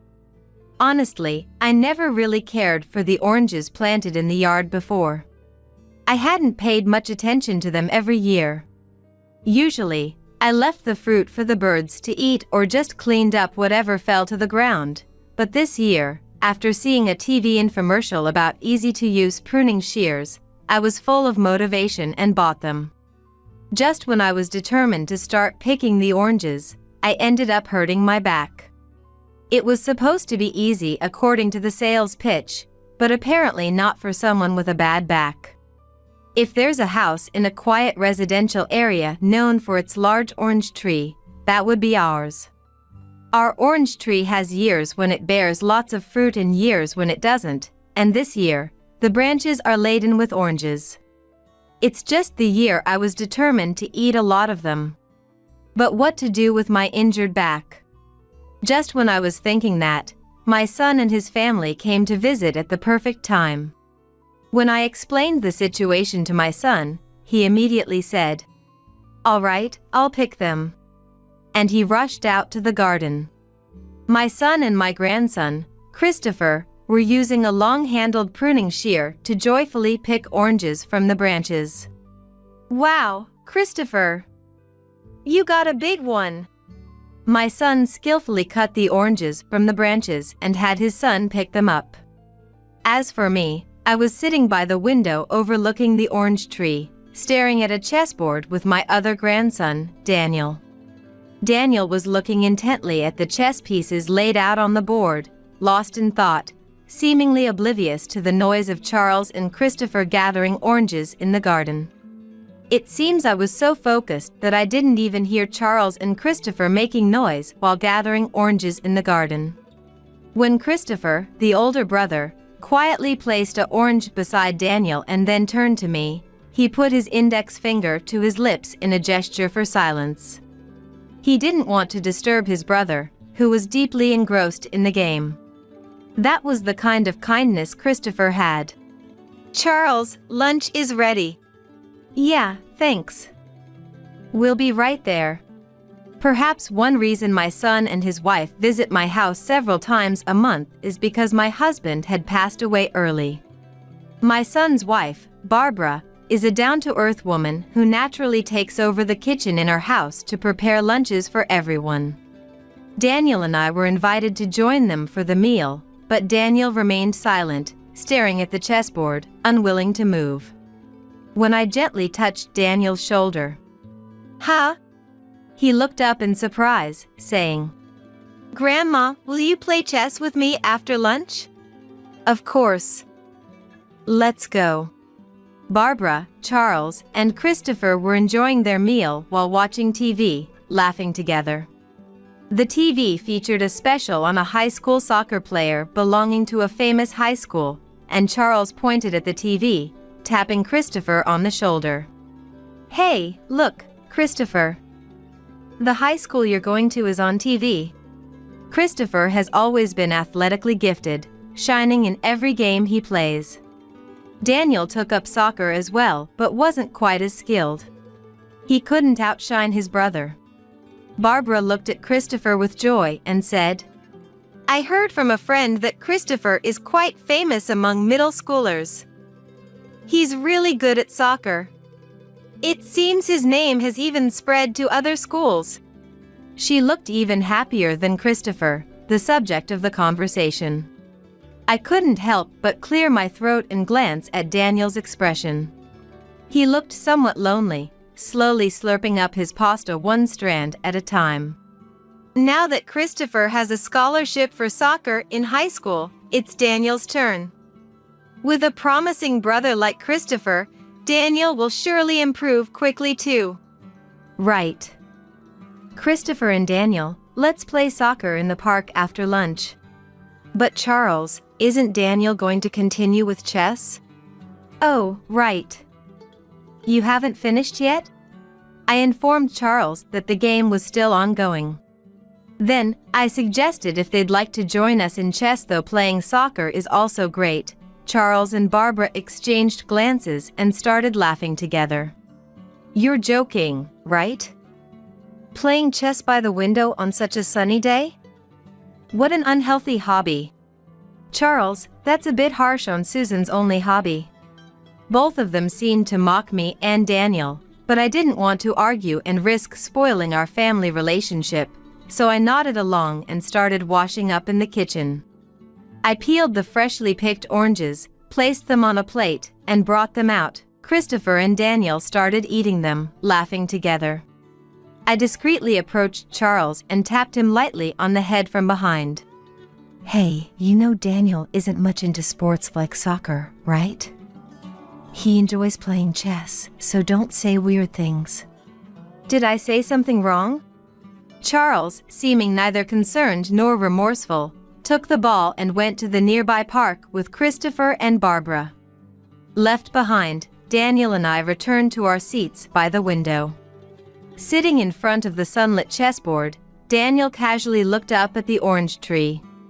"There are still a lot of oranges left, huh?" "Yes, do you want some more?" Daniel shook his head slightly and then turned his gaze back to the chessboard, refocusing his attention. He has a strong ability to concentrate. At this point, I can't predict how Daniel will grow up, but I have a feeling he'll take a path quite different from his brother Christopher's. And so years passed since then. On a sunny day, Daniel and I were again eating oranges picked from the garden. After Charles finished bringing in few small boxes to my house, he stood by the window with a gentle smile, looking up at the orange tree. "Sorry, Mom, please take good care of Daniel." I pondered over how to respond. While caressing the oranges picked from the garden, I sighed. Christopher, having been recognized for his soccer talent at his new high school, was scouted by an overseas club team. I, knowing little about soccer, couldn't grasp the significance of the team that scouted my grandson. But when I heard Charles was ready to quit his job and move abroad, I realized this was a big deal. With assistance promised by the scouting team for their life abroad, Barbara was already excited about the overseas move. Every time we met, she would say, "I'm really interested in foreign cultures." She was already studying the culture of the country through books. I had assumed the whole family would move abroad, but they asked me to raise Daniel alone in my house. Christopher was initially surprised and was opposed to the idea. Think about it, Christopher. Wouldn't Daniel be happier living here with Grandma than in an unfamiliar environment? Don't you think so? But Barbara convinced him by saying so. And today, after moving all of Daniel's belongings into my house, they were set to leave on an afternoon flight. Daniel looked sad as he checked the contents of a cardboard box filled with his clothes. Charles and Christopher, knowing they wouldn't return to this house for a while, picked many oranges from the garden tree as a final memory. As the tree's branches became bare with each orange picked, it started to look naked. "Daniel, Grandma might not feel well sometimes, so help her out, okay? And work hard on your studies too." Charles said this to Daniel as he cheerfully bid farewell. Though I knew it was already decided, I couldn't help but pull Barbara aside to a spot away from Christopher and Daniel and started speaking in a low voice. "Hey Barbara, can't you reconsider? Daniel is still attending middle school. To leave him and move abroad." Barbara tilted her head slightly and frowned as if troubled. "Daniel is plain and slow, and to be honest, it feels like he's not even our child. Since he seems to get along with you in a strange way, please take good care of him." It's one thing to speak ill of oneself, but to say such words about your own son, Daniel, made me tremble with anger. However, those feelings remained pressed deep into my heart, never turning into words. Daniel and I watched the car carrying my departing son and his family until it disappeared from view, then turned to look up at the orange tree in the empty garden. As I wondered about the tree, Daniel spoke and pointed out, "There are a few left." Charles and the others had taken many oranges as memories, but a few remained on the branches. From a distance, it was unclear, but some appeared slightly damaged. Does that mean they didn't want those oranges? As the breeze grew colder, I suggested to Daniel that we go inside. He shook his head slightly and turned to me, his face overflowing with tears. "Dad and Mom don't want me because I'm slow. It's okay. There's nothing to worry about." I was furious. I closed my eyes, pondering what to do with this anger, then resolved to affirm and nurture this child positively. 9 years have passed since then. Beside the chessboard by the window, I looked up at the orange tree in the garden. The birds know best when the oranges are ripe, pecking at the fruit when it's time. I used this as a cue to start harvesting. Stepping out from the window to the garden, I picked a low-hanging fruit. It was free of insect damage and had a nice color. After the doorbell rang, I called out loudly, "It's open!" To my surprise, I was greeted by an unexpected visitor as heavy footsteps approached. "Mom, it's been a while. Where's Daniel? It's really been a long time. What brings you here all of a sudden?" "Well, I saw Daniel's achievements in the newspaper. Isn't it amazing? Finally, he feels like our son." As I sighed heavily and sat back down in front of the chessboard, Barbara asked, "Where's Daniel?" "He's reading a chess magazine in his room. He's a pro now, so try not to disturb him."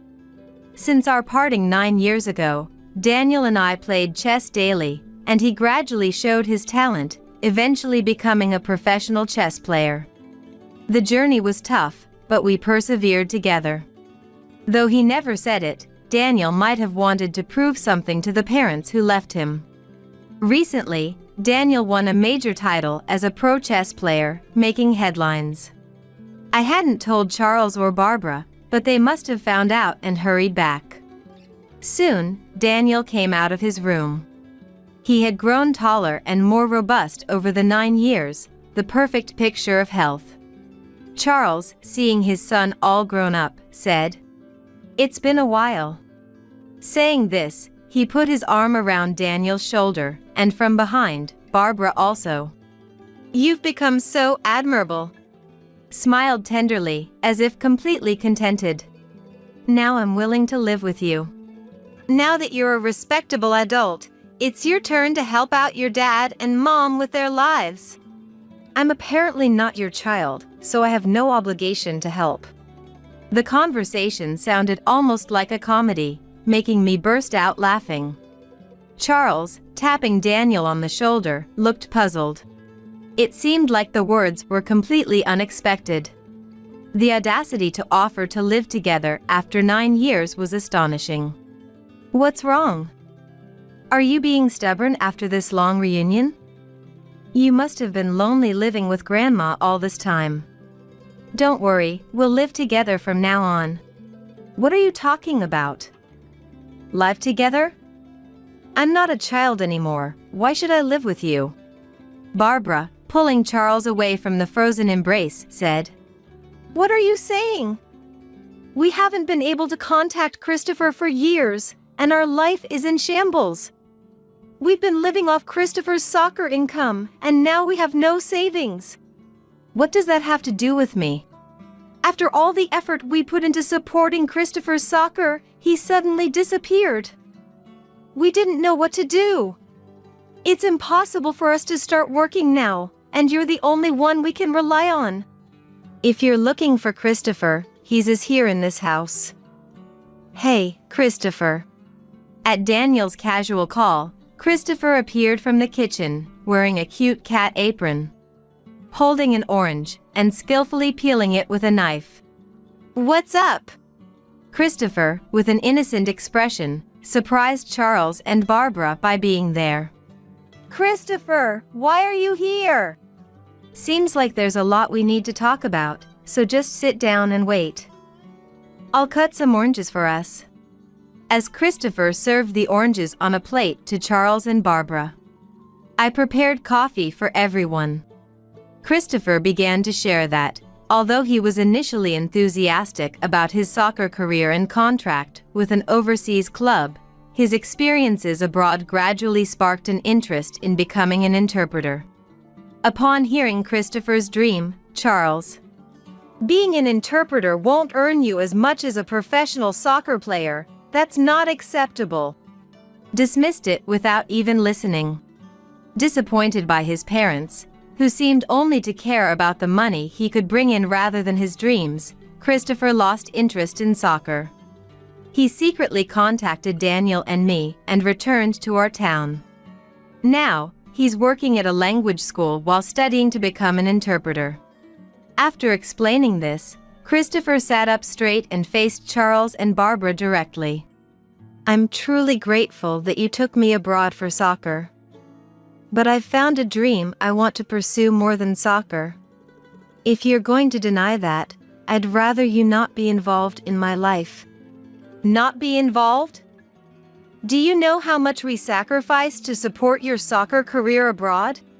He reflected on how much time he had sacrificed as a father to support Christopher's soccer.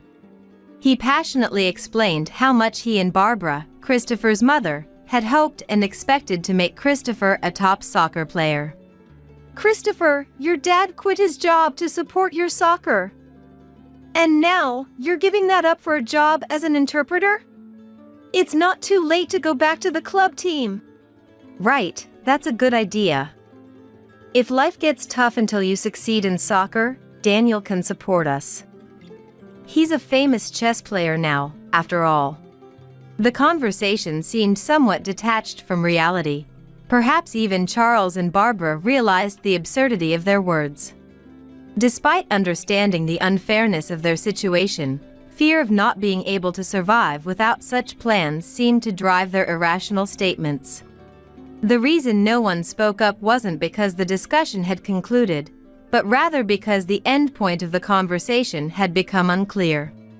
I poured coffee into each of the empty cups. The scent of coffee filled the living room, which was enveloped in silence. Daniel quietly shifted his gaze to the chessboard by the window. After Dad and Mom left for abroad, I played chess almost every day. Left for abroad? That makes us sound like the bad guys. Do you think you would have been happy if you had come with us? You're right. If I had lived with parents like you, I might have lost sight of what I was striving for, just like Christopher did. This provocative stance immediately angered Barbara. She stood up and lunged at Daniel, prompting me to quickly step in front of him to block her. Barbara glared at me and shouted at Daniel. Move! How dare you speak to your parents like that? Speak to your parents? It's been 9 years. 9 years. You didn't come back to see Daniel even once in all that time. Can you imagine how long these years have been for him? We are their parents, you know? Can you believe that children wouldn't help their parents? Christopher and Daniel are saying they're abandoning us when we're in trouble. Charles, not wanting to be outdone by Barbara's intensity, stood up to face me as well. Exactly. It's irresponsible not to help when your parents are in trouble. It's a child's duty. You're talking about duty? I mentioned I was feeling a bit unwell 9 years ago, remember? Yet, you chose to ignore that and went abroad.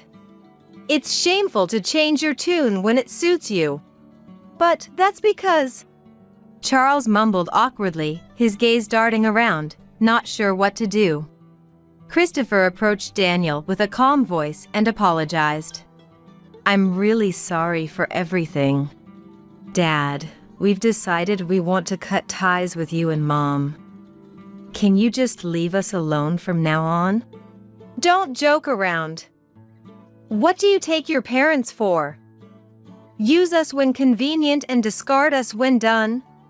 You're going to abandon us irresponsibly while we're struggling with our lives? Involuntarily, I found myself shouting. That's not it! My voice might have echoed throughout the quiet neighborhood, possibly heard by the neighbors. But I couldn't worry about the neighbors at such a moment. I grasped Christopher and Daniel's hands firmly in mine. Holding them by my sides, I could feel them trembling slightly. Despite their calm demeanor, they were frightened by their biological parents' sudden visit. I knew I had to express the anger on their behalf. It was time to voice the feelings Christopher and Daniel had harbored towards their parents. It's the adult's job to work for their children, not the other way around. We're the parents. We are a family. After abandoning a young Daniel and selfishly deciding on Christopher's potential, like you have any rights to say that. How are you their family? At my words, Charles's eyes widened in shock, and he reached out to grab my collar. Instinctively, I braced for any potential violence by curling up defensively. However, Daniel quickly stepped in front of me and effortlessly lifted Charles, sending him spinning through the air. And before you know it, Charles was lying on the ground, looking up at Daniel. In a state of shock and lying down, Charles is too astonished to say anything. He probably never imagined that the once frail Daniel could throw him. I won't allow anyone to harm our family. Being completely thrown can make a person feel utterly defeated. Charles, lying on the ground and looked down upon by Daniel, must have felt a deep sense of embarrassment. Barbara rushed to Charles with a worried look, but he got up, saying, "I'm fine." However, the aggression he had shown earlier had vanished. Voices from outside could be heard. It seemed the neighbors had gathered, alerted by the shouting from our house. Charles and Barbara exchanged glances and hurriedly left the house, their departure marked by their pitiful retreat. Their future, after such a humiliating exit, remained unknown. Relying on Christopher's income from soccer, Charles and Barbara had little in the way of qualifications or work experience, making it difficult for them to find decent employment at their age. 2 years later, Christopher successfully became an interpreter. His work took him to various places, keeping him busy. Daniel continued to diligently study and practice chess, striving to master the game. Both brothers excelled in their respective fields. As for me, with my grandchildren grown and independent, I started teaching at a children's chess club, aiming to nurture their interests.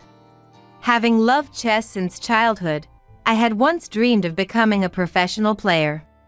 Despite joining chess clubs in middle and high school and competing in numerous matches, I recognized my limitations and eventually lost faith in my own talent. Even though friends and family encouraged me, saying I had talent and should keep at it, I lost the ability to believe in myself. Having experienced the pain of not accepting my own immaturity, regretting giving up on my dreams, and feeling a tightness in my chest, I had a strong desire to convey something important to the children in my chess class. After all, I had successfully raised Daniel, an exceptional professional player. Although it's often challenging, I find fulfillment in guiding each child, focusing on their individual hearts and potential. Christopher and Daniel live harmoniously with me, sharing these values. I deeply respect Christopher and Daniel, each thriving and fulfilling their dreams. One day, after a long while, Christopher and Daniel offered to pick oranges in our garden. As I've gotten older, reaching for the high oranges has become more of a chore, so I was grateful for the help. Christopher stretched the pruning shears as high as he could, trying to gather all the oranges for my chess club students. "This is quite the tedious task," I remarked with a smile, solving chess problems by the window. I remembered how I used to challenge Daniel with my own chess problems, but now, as a professional player, he would present me with puzzles and watch amused as I pondered over them. "This one's tough." It's a joyful realization that Daniel, whom I taught chess, has far surpassed me in skill. Hearing laughter, I saw Christopher and Daniel gathering oranges with joy.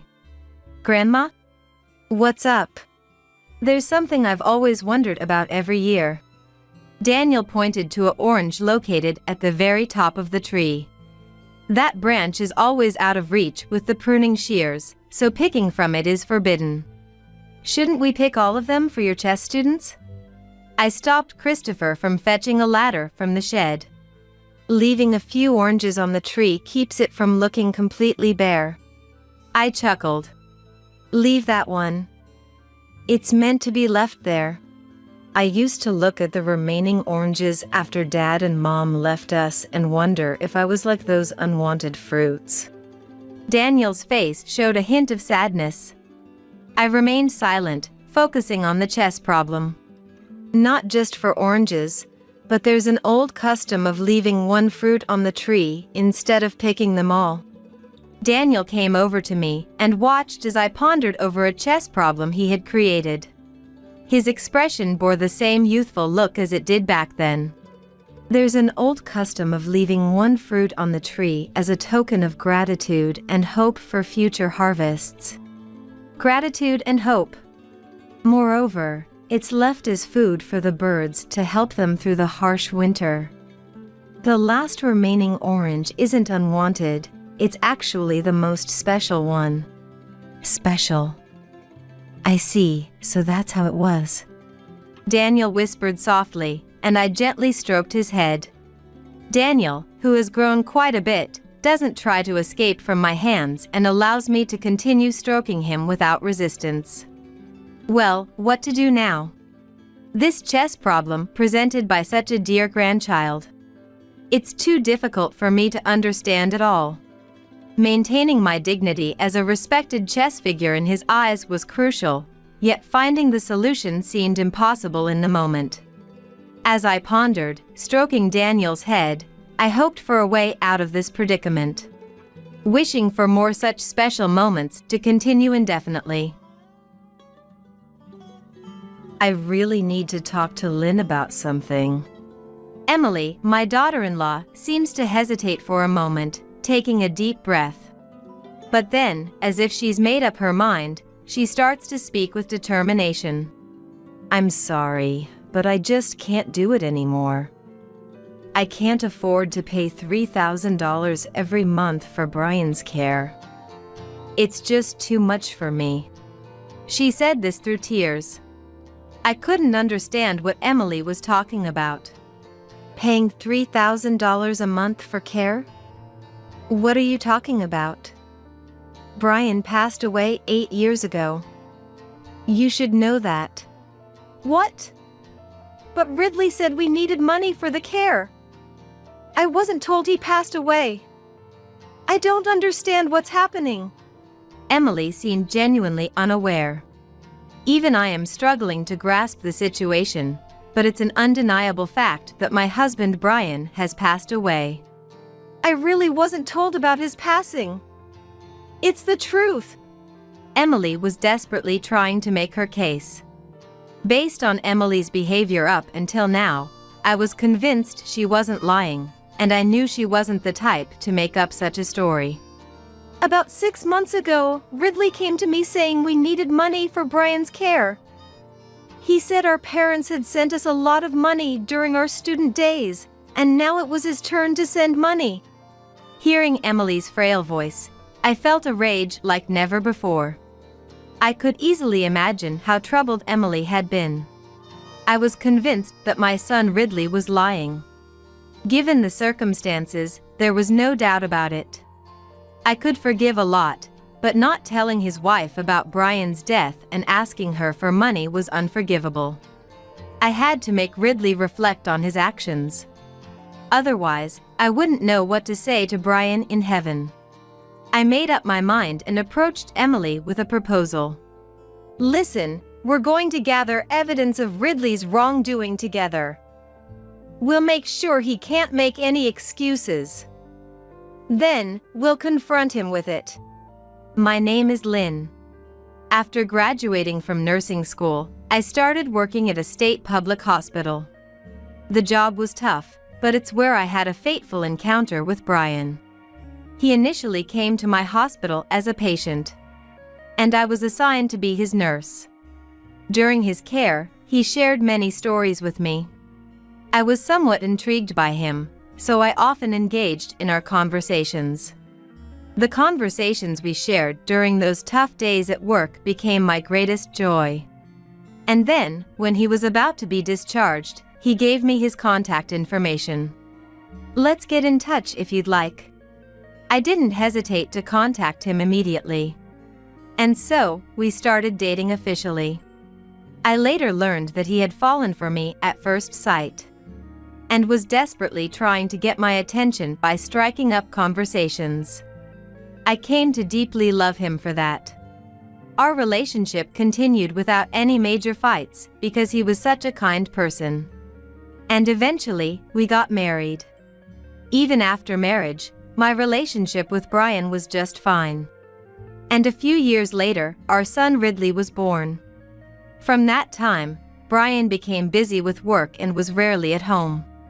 But when the family was together, we would happily go out to eat or travel. Several more years passed, and Ridley went on to college. His college was quite far from home, reachable only by airplane. I felt a sense of vulnerability sending my son so far away, but convinced myself it was for his future. Ridley would come home during long holidays, and he seemed even brighter than before, which reassured me. However, being a STEM college, the expenses seemed to be quite high. Ridley often asked me to send him money. "Mom, I'm sorry, but I'm short on money this month. Can you send me some?" "Didn't I just send you some recently?" "What are you spending all this money on?" "It's for school stuff. The books they require us to buy are all specialized and really expensive. Plus, the equipment and materials for research cost quite a bit too." Ridley pleaded desperately. "And there's also living expenses. It's really tough, even with the part-time job. I can't keep up," Ridley said, sounding almost on the verge of tears. Hearing his voice made my heart ache. I wondered how anxious Ridley must be, living so far from home. Our own financial situation wasn't easy, but I felt compelled to help no matter what. "Okay, I understand. I'll send it by the end of this week, so don't worry." "Thank you, Mom." Ridley's voice brightened up upon hearing my response, filling me with an indescribable joy. This exchange continued until Ridley graduated from college. After graduation, Ridley successfully found a job in a company in the city. I wished he could come back to his hometown, but it couldn't be helped. The university was a plane ride away, but now he was just a long train ride away. It was somewhat closer, so I had to be content with that. However, Ridley became busier with work and visited home even less. "Ridley, when will you come home next? Let me know when you decided." "Sorry, Mom. Work's been so hectic, I don't see myself coming home anytime soon. It's like I hardly have any days off, and sometimes my boss calls me in unexpectedly. So, I really can't afford to come home." It sounds tough. It's good to work hard, but don't overdo it. If you break down, it's all for nothing. Make sure to reach out if things get too hard. "Yeah, I got it. Thanks." Ridley said this and quickly hung up the phone. His somewhat indifferent attitude pained me. But I told myself it couldn't be helped. Ridley was a grown adult, after all. It was probably overbearing for me to say too much now. I tried to suppress my loneliness and convinced myself of this. I also made a point not to call Ridley. I didn't want to interrupt his work. For a while, we didn't communicate. But then, one day, Ridley called me out of the blue. "Lynn, it's been a while. Is now a good time?" "It's fine." "What's going on?" "Well, I've decided to get married." "What? What do you mean?"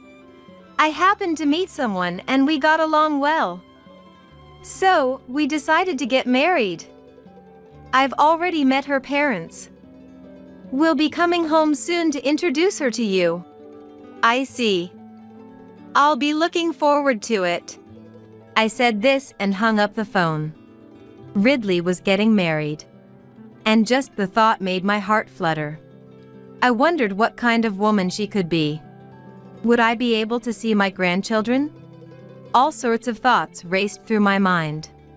I was so happy that I marked the calendar with a big sign. And then the day finally came. Ridley's girlfriend, named Emily, was a quiet, beautiful, and kind-hearted woman with a sharp mind. I liked her immediately. She seemed perfect for Ridley. There was no reason to oppose their marriage, and things moved quickly. Ridley and Emily were soon happily married. After the wedding, Emily would help me with my work whenever Ridley was home. It seemed that Emily thought highly of me too, and there was no sign of any mother-in-law and daughter-in-law conflict. However, as time passed, Ridley became busier and had almost no time to come home. Even though we would occasionally talk on the phone, those calls became rare. I was lonely, but I guessed young people preferred spending time with each other.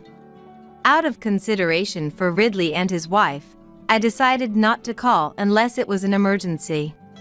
After that, we hardly communicated. There was no interaction after they called to wish me a happy birthday, and time passed by. But a year later, Emily suddenly called. "Lynn, it's been a while." Emily spoke in a heavy, somber tone. I was concerned by her demeanor, but chose not to press the issue. "Oh, Emily, it's been a while. How's Ridley doing?" "Yes, he's fine. But there's something I just have to tell you."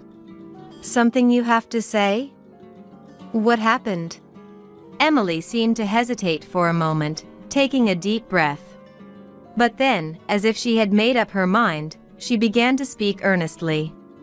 "I'm sorry, but I just can't do it anymore.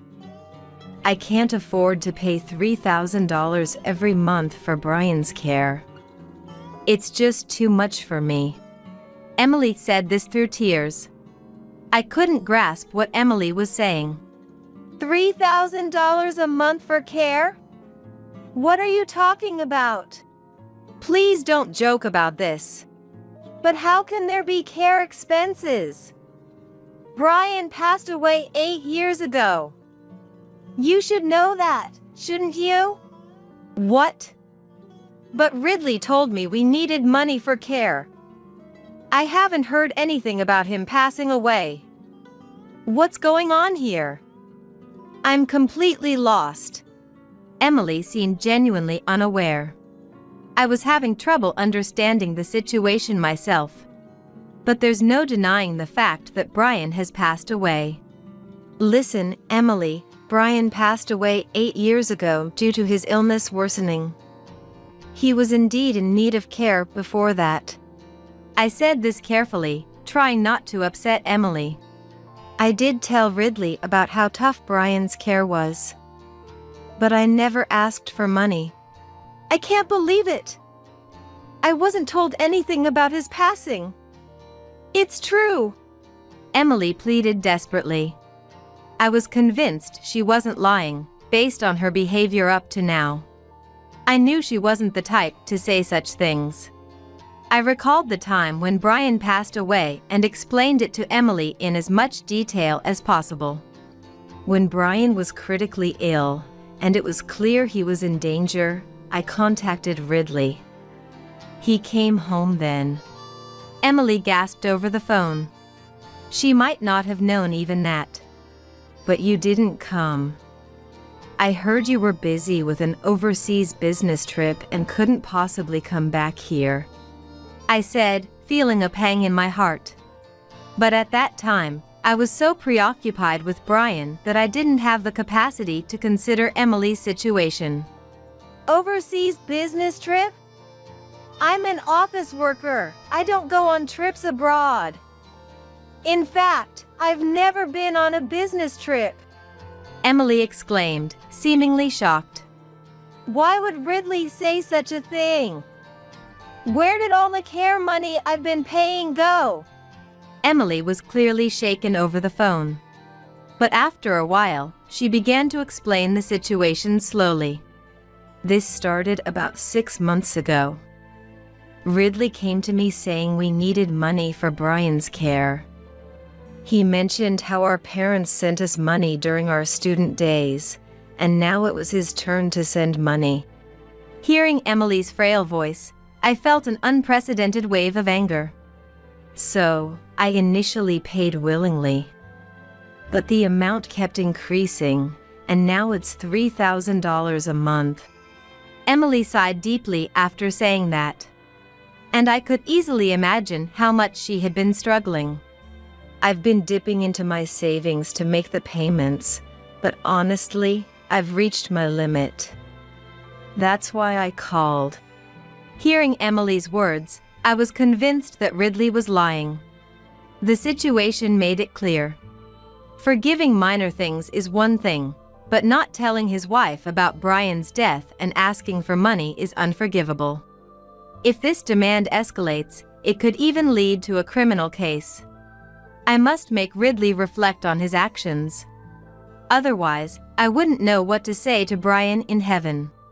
I resolved to do something and approached Emily with a suggestion. "Emily, I believe you. It's clear Ridley is lying." "Is that so?" I was foolish. If only I had spoken to you sooner, this wouldn't have happened. "No, it's not your fault. But we can't let this go. Listen, let's gather evidence of Ridley's wrongdoing together. We'll collect enough so he can't make any excuses, and then we'll confront him with it." Understood. What should I do? "Well, Emily, I'd like you to gather any evidence you can find at home. Do you have a study or something? There should be receipts and documents there. I'll hire a detective agency to investigate Ridley's background. There's probably more to this." Got it. I'll carefully collect evidence without being noticed and look through messages to see if there's any information about Ridley. I'll contact you if I find anything. Emily said this and then hung up the phone. At first, she was unsettled, but now, there wasn't a trace of that to be seen. With that attitude, he's bound to thoroughly search for evidence. I started looking online for a detective agency and immediately requested an investigation into Ridley's background. Several weeks later, I visited Ridley's house. I had asked Emily about Ridley's day off in advance. Guided by Emily, I headed towards the living room. Unaware of anything, Ridley was relaxing in the living room. He was surprised to see me enter. "What? Mom, what brings you here all of a sudden? You could have let me know you were coming." "Sorry for not telling you in advance. I just needed to talk to you about something." "I see. But I have to step out for a bit. Emily will fill you in on the details." It seemed Ridley sensed something was off. He suddenly got up in a hurry, looking to leave the scene. "Sit down," I yelled at Ridley. He looked surprised and flustered. Emily, with a blank expression, went over to Ridley and made him sit on the sofa. Ridley looked back and forth between me and Emily, his face clearly showing his distress. "You know, Ridley, I got a call from Emily the other day. She told me you've been making her pay $3,000 a month for Brian's care expenses." Upon hearing this, Ridley's expression twisted, and he bit his lip, realizing his actions had been discovered. "But that's strange, isn't it? Because Brian is no longer with us. So, who exactly are these care expenses for? I'd like to hear it from you." Ridley didn't answer right away. He looked down and scratched his head. "Not going to answer? Then let's change the question. Emily didn't know that Brian had passed away." Emily looked down at Ridley with cold eyes. "You said she couldn't come because she was on a business trip abroad, right? But Emily has never been on a business trip, let alone abroad. What do you have to say about that?" Ridley remained silent, still looking down. "Say something," I shouted even louder than before. I was furious at Ridley for choosing to remain silent at such a time. Emily's lips were pressed tightly together as she glared at Ridley. Ridley sighed deeply and rubbed his face with his hands. "Listen, we already know you've been lying. We've gathered plenty of evidence to prove it. So, staying silent now is pointless." I said this in a more admonishing tone. Scolding him wouldn't make him reflect. I wanted him to understand why what he did was wrong. Now, about the $3,000 you conned out of Emily. What did you use it for? Tell me the truth.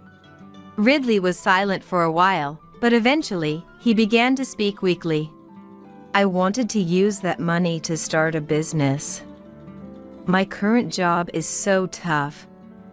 I thought starting my own business would increase my income and allow me to work more freely. Ridley murmured, clearly shaken. I wanted to immediately rebut, but I decided to let him finish speaking first. I know I did something wrong to you guys, but I thought you'd be against it if I told you the truth, so I couldn't bring myself to say it. I'm really sorry. After saying this, Ridley got up from the sofa and apologized. Well, I appreciate your honesty. Look at me, I said gently. Ridley, seemingly relieved, looked up, but he was met with documents and photos I dropped in front of him. They were the detective's report and documents Emily had found at home. Upon seeing them, Ridley's face turned pale. It seems you've been borrowing money from various places since your college days. And despite that, you've been splurging on girls at bars. You've been living quite lavishly, haven't you? And that's not all. You even took out loans in my name. Emily said this and shoved the documents in Ridley's face. I had no idea about any of this. You're dissatisfied with just $3,000 a month? Am I just someone convenient for you to get money from? Say something. Emily seemed to have reached her limit, grabbing Ridley by the collar in frustration. Enough, Ridley. As I said earlier, we know all about your lies, and we have all the evidence we need.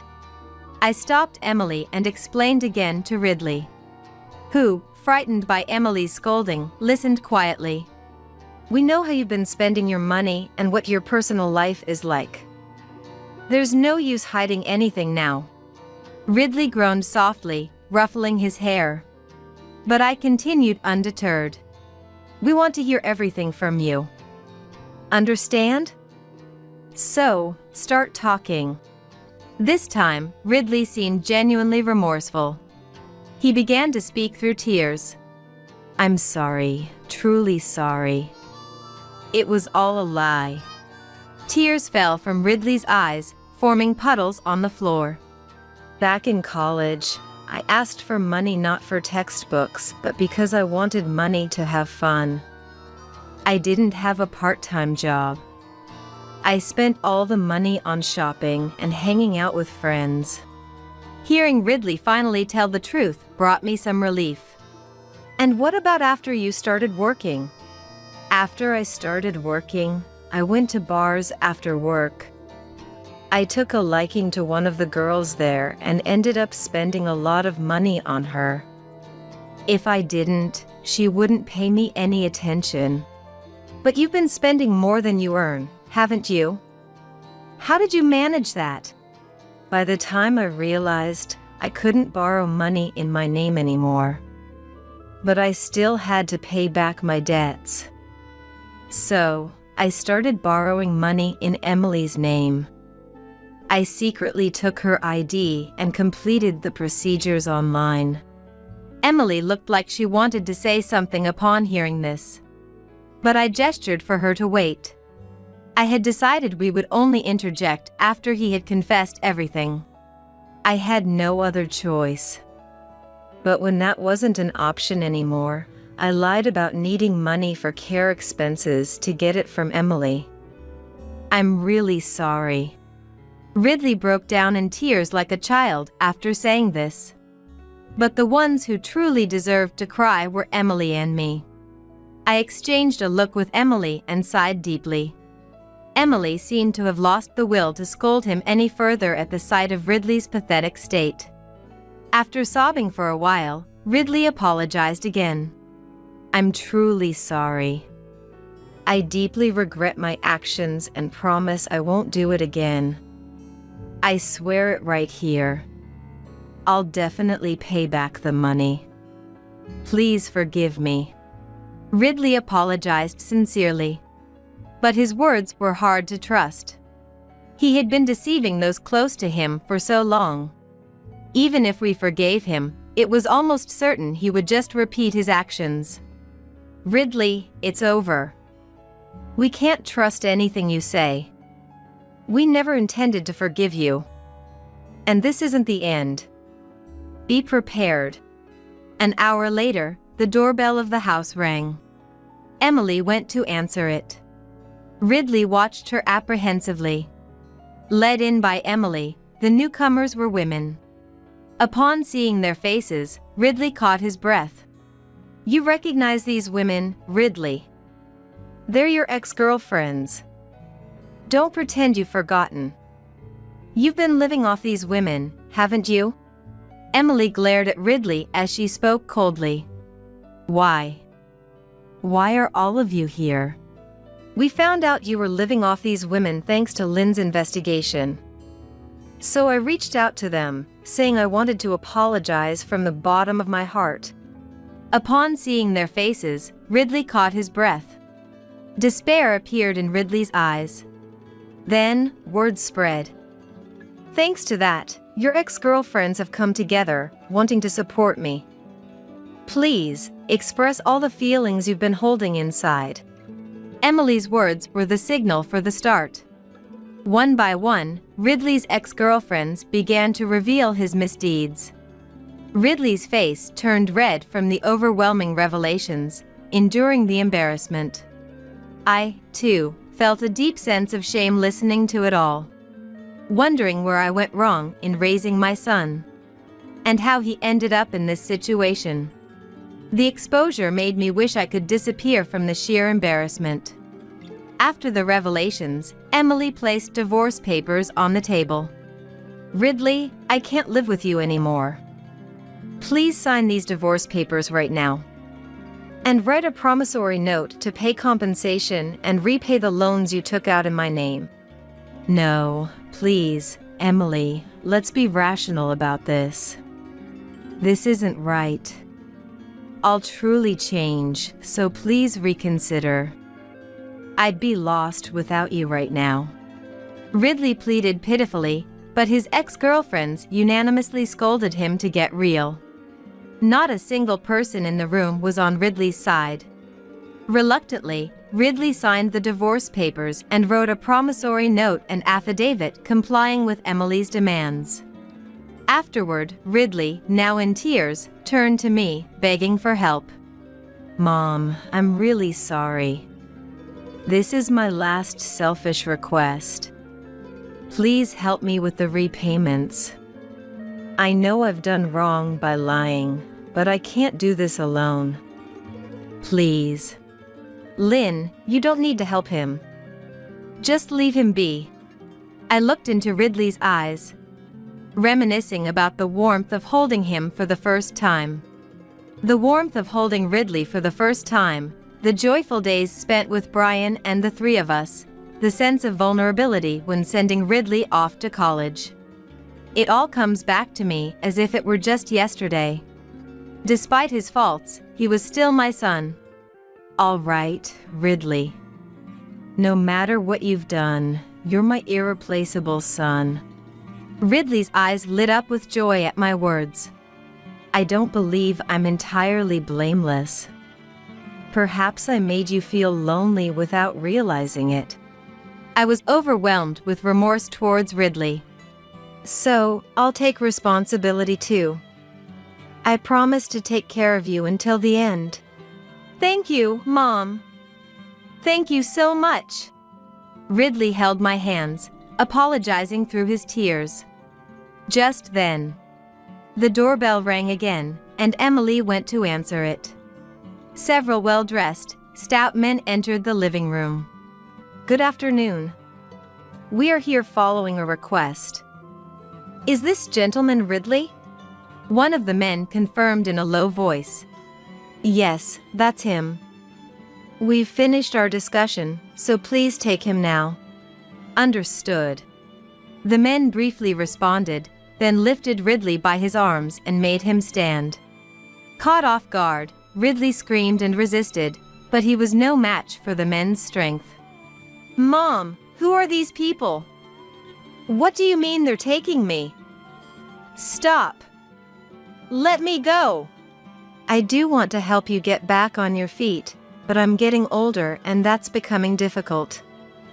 So, I consulted with the detective agency, and they recommended a good rehabilitation facility." I paused there. My heart was aching as if it were being torn apart. Ridley looked at me with tears in his eyes. With determination, I met his gaze and declared, "You're going there to be re-educated and fix your rotten self. This is my final act of sympathy for you. This can't be happening. Let me go. Please, Emily, anyone, help me." Ridley desperately pleaded for help, but Emily and his ex-girlfriends remained unmoved, watching him with cold eyes. "It's a safe place, not dangerous. You'll just have your daily life and work managed while living there. If you truly are sorry, you'll follow their guidance, won't you?" "No, I don't want this. I swear, I really won't do anything bad again. Please help me." Ridley struggled as he was taken away. That's when I finally shed tears. I didn't want to do this, but the issue was too significant. If not rehabilitated now, Ridley could bring misery not only upon himself but also upon many others. "I'm so sorry, Ridley." I apologized from the bottom of my heart. Emily came over and comforted me. There were tears in her eyes as well. Sending Ridley to the facility resolved everything for the moment. The debts Ridley had accumulated on his own would now be his responsibility to repay. So far, he has been making regular monthly payments into Emily's account without issue, as the total amount was too large for a lump sum payment. It will undoubtedly take a long time before Ridley has repaid everything. This is all a matter of personal responsibility. I've been able to keep up with Ridley's situation through occasional updates from the facility staff. Initially, it seems Ridley attempted to escape whenever he saw an opportunity. However, the dedicated efforts of the facility's staff in educating him have led to him now leading a quiet life, following the daily routine. I can only hope that he truly reforms from the bottom of his heart. Emily has been living alone since then. Fortunately, her salary is sufficient, so she doesn't seem to be struggling financially. I deeply regret what happened and feel truly sorry for Emily. She might have faced significant life disruptions due to debts she had no part in. Just thinking about it makes me feel like I can never apologize enough to Emily. However, Emily doesn't seem to hold anything against me. In her view, Ridley is the one at fault, not me. Moreover, Emily still visits my home every few months, mainly for sightseeing purposes. The main focus, it seems, is on tourism. Every time they visit, they bring various gifts, share stories, and help with household chores. Even though our official in-law relationship has ended, our bond feels closer than ever. After Brian's passing and sending Ridley to the facility, Emily's visits have become a significant source of joy for me. Now, I look forward to her visits and live a peaceful life on my own. "Don't make cakes that taste bad." It looked suspicious, so I tasted it first. I felt it so unhealthy, though I threw the garbage out the window. In an instant, I realized this situation was a complete disaster. "You threw away the cake? I'm still at work." I am Karen. I'm 28 years old and work at a bank. I got married last year and am still in the honeymoon phase. My husband, Mark, is 30 and works as a pharmacist. We met on social media, of all places. I love music and often post about my favorite artists. Mark shared my passion for music. At first, we communicated through direct messages. I was hesitant to meet someone I knew only in social media. But, strangely, I found myself wanting to meet Mark. He lived about an hour's drive away. It's not far from my home. I figured a meal would be harmless, so I gathered the courage to meet him. Surprisingly, I felt completely at ease, as if we'd met before. Our conversation flowed without a break. I found myself passionately talking about our favorite artists. Perhaps because we'd been in touch every day, there was a strangely close feeling. After that, we went out for meals a few times. From good morning to good night, we were in constant contact. Before I knew it, I was eagerly awaiting his messages. And then we officially started dating. It was surprising, even to myself. My mom passed away from illness soon after I started working. We had a close relationship, like friends. Being from a single-parent family, I felt very lonely. That's when Mark came into my life. To me, Mark was a savior. He's also very dedicated to his work. When we're together, Mark seems most animated when talking about work. He listens attentively to my work-related issues. And supports me. That's what I love about Mark. Mark's mother, Jane, has been incredibly kind since when we started dating. Knowing I don't have parents. Karen, you can tell me anything. Whether it's troubles or complaints, anything is fine. I want to be close to you. Let's not be formal and just be ourselves. She always looked out for me. Eating out is nice, but homemade meals are good once in a while, right? She would say like that, and invited me to enjoy her home cooking. When Mark proposed and we decided to get married, she cried tears of joy. Since I don't have parents, we decided not to have a wedding. Jane, understanding and kind, was all right with that. After we got married, Jane moved in with us. Mark's father passed away when he was young, and Jane raised him single-handedly. In today's world, where it's normal for women to work, but some people still oppose it. One of a friend of mine struggled with this problem, so it was on my mind. I love my job and wanted to continue working even after getting married. But I got married, it wasn't just about what I wanted. When I talked to Jane about this, "Isn't it wonderful to enjoy your work? Of course, I'll help you. I'll do the household chores, so don't worry. It makes me happy to have a job to do. I get restless if I'm not doing something. Leave the cleaning and doing laundry to me."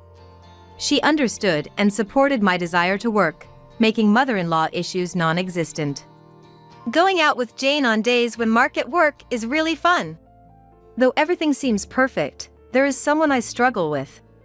Mark has an older brother, Tom, and his wife, Betty. Tom got married 6 years ago and has a 5-year-old daughter, Sally. When we first met after our marriage was decided, "You seem like you're good at sucking up, getting along well with Jane. Lucky for you." Her comment, which sounded like sarcasm, left me speechless at our first meeting. I tried to minimize contact with her, but it's not always easy. Betty often leaves Sally with Jane. "I'm going for a drink today, so please let her stay over. She's picky with food, so just give her some bread for now." She would hand over a single Danish before leaving for her weekly outings. Even if she loves Danish, eating the same thing over and over isn't good. Jane would say this with a wry smile. But Sally is a really picky eater, only eating sweets or Danish. Sally is smaller than other kids her age. I was a bit concerned but didn't think too deeply about it because she seemed healthy. Jane adored Sally. Although I had doubts about Betty's weekly outings, but it made Jane happy, so I let it be. Betty, a stay-at-home wife, dislikes working women. She wasn't pleased about me working. When Mark and I were getting married, marriage only makes sense with someone who can perfectly manage household chores. Carefully choose someone who can handle quality ingredients to avoid getting sick. Usually, working women are arrogant, so think it through. She was negative towards me. Betty is stubborn and set in her ways, rarely listening to others. Thanks to Jane's support, Mark and I were able to get married. Even after our marriage, Betty would insult me whenever she saw me. A woman's worth is in childbearing, not just working. Start raising kids early. I doubt you're cut out for it. Working and parenting are totally different. Career women always seem so self-centered. She constantly belittled me. Amidst this, we decided to celebrate Jane's 60th birthday. Since she's always been so kind, I wanted to do something special for her. Due to a pandemic, we planned to have it at home. As the host of the party, I was in charge of cooking. I knew Jane's favorite dishes and was excited planning the menu. The number of attendees was 6 in total, including my family and Tom's family. I planned to take the afternoon off to prepare for the day. But, due to a sudden issue at work, I had to work the whole day. Such last-minute changes were common in my job. So, I had to adjust my plans. I had planned to cook in the afternoon, but that was no longer possible. I quickly ordered the steaks and appetizers I had previously thought of. When I told Mark about this, "I'll probably finish work earlier, so I can pick them up. Don't worry. The steak will be a hit." I was relieved that we could start at the planned time. I was also planning a surprise, which made me smile just thinking about it. Just as I was about to finish work, I received a call. It was from Betty. She rarely made phone calls, so I wondered what was up. She sounded in a bad mood. "Hey, Karen. Where are you for Jane's 60th birthday celebration? Get ready quickly. You said you were in charge of cooking, but I bet you haven't done anything. I only feed my child with organic products, so don't buy anything weird. Make sure the dishes are photogenic. And where's the key? I can't get in."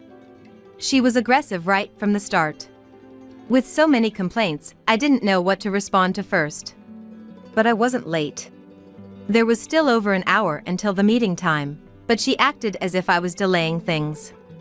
Also as the food, but all expenses were on us. So she really wasn't in a position to complain. "Betty, aren't you come a bit early? There's no one at home right now. Mark will be home soon, so you can ask him then let you in." Her voice sounded as irritated because she wanted to get into the house early. I think she just came early because she had nothing else to do. "Hurry up! Waiting in this heat is like telling to get heat stroke," she said. "Please wait in your car to avoid the heat. It won't be much longer." "Sorry." After I said this, "Hurry up! I don't want to waste gas." And she hung up abruptly. It seemed she was upset because Jane happened to be out and nobody was home. I contacted to Mark, and he said he was almost home, so I left her to him. The thought of going back was daunting. Because of worrying about Betty's behavior, I decided to call Mark before heading home to check on things. Then, I learned that Sally was happily playing in a plastic pool Jane had set up at home. Just as I was about to head back, relieved, but I received another call from Betty. Apprehensively, I answered, only to hear, "Don't make cakes that taste bad." It looked suspicious, so I tasted it first. I felt it so unhealthy, though I threw the garbage out the window. In an instant, I realized this situation was a complete disaster. "Did you throw away the cake?" "I'm still at work, and I didn't make that cake." Turns out, she had thrown the cake out the window. Hearing this fact, I panicked. The cake was actually the highlight of the day, a surprise cake for Jane. Moreover, someone had painstakingly made it for her. Betty refused to believe that I hadn't made it. "Huh? I can't believe someone who cooks regularly would make a cake like that. I was shocked you were planning to serve it. Shame on you." And she completely refused to believe it. I decided to rush home to assess the situation. Then, I heard Sally crying over the phone. The worst possible turn of events. Apparently, the cake had fallen where Tom and Sally were playing outside. The cake was a surprise that Tom and Sally had made for Jane the day before. Originally, I had planned to make the cake. While talking to Mark, I learned Sally was enjoying helping out in the kitchen. Thinking it would be special, I suggested to Tom that Sally could help make the cake, to which he agreed enthusiastically. Unfortunately, Betty was out at the time and unaware of this. It was a plan to make Jane feel extra special with a cake made by her beloved Sally. Sally's crying was getting louder on the phone. Unable to stay put, I hurried to go home. When I arrived, the atmosphere was tense. Tom was normally calm, but was raising his voice. Regardless of who made it, it's not right to just throw it away. And who opens the fridge in someone else's house as they please? Don't you have any common sense? To this, Betty responded, I just didn't want Sally to eat something strange. Food is important. Unlike you, I'm taking parenting seriously. Betty and Tom started a heated argument. Jane was desperately trying to comfort Sally.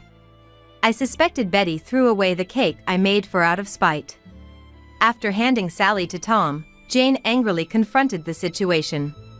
How can you do something like this? This is not what adults do. Even children understand that. And what's this about organic? Feeding her only Danish all the time is not healthy. She needs a varied diet.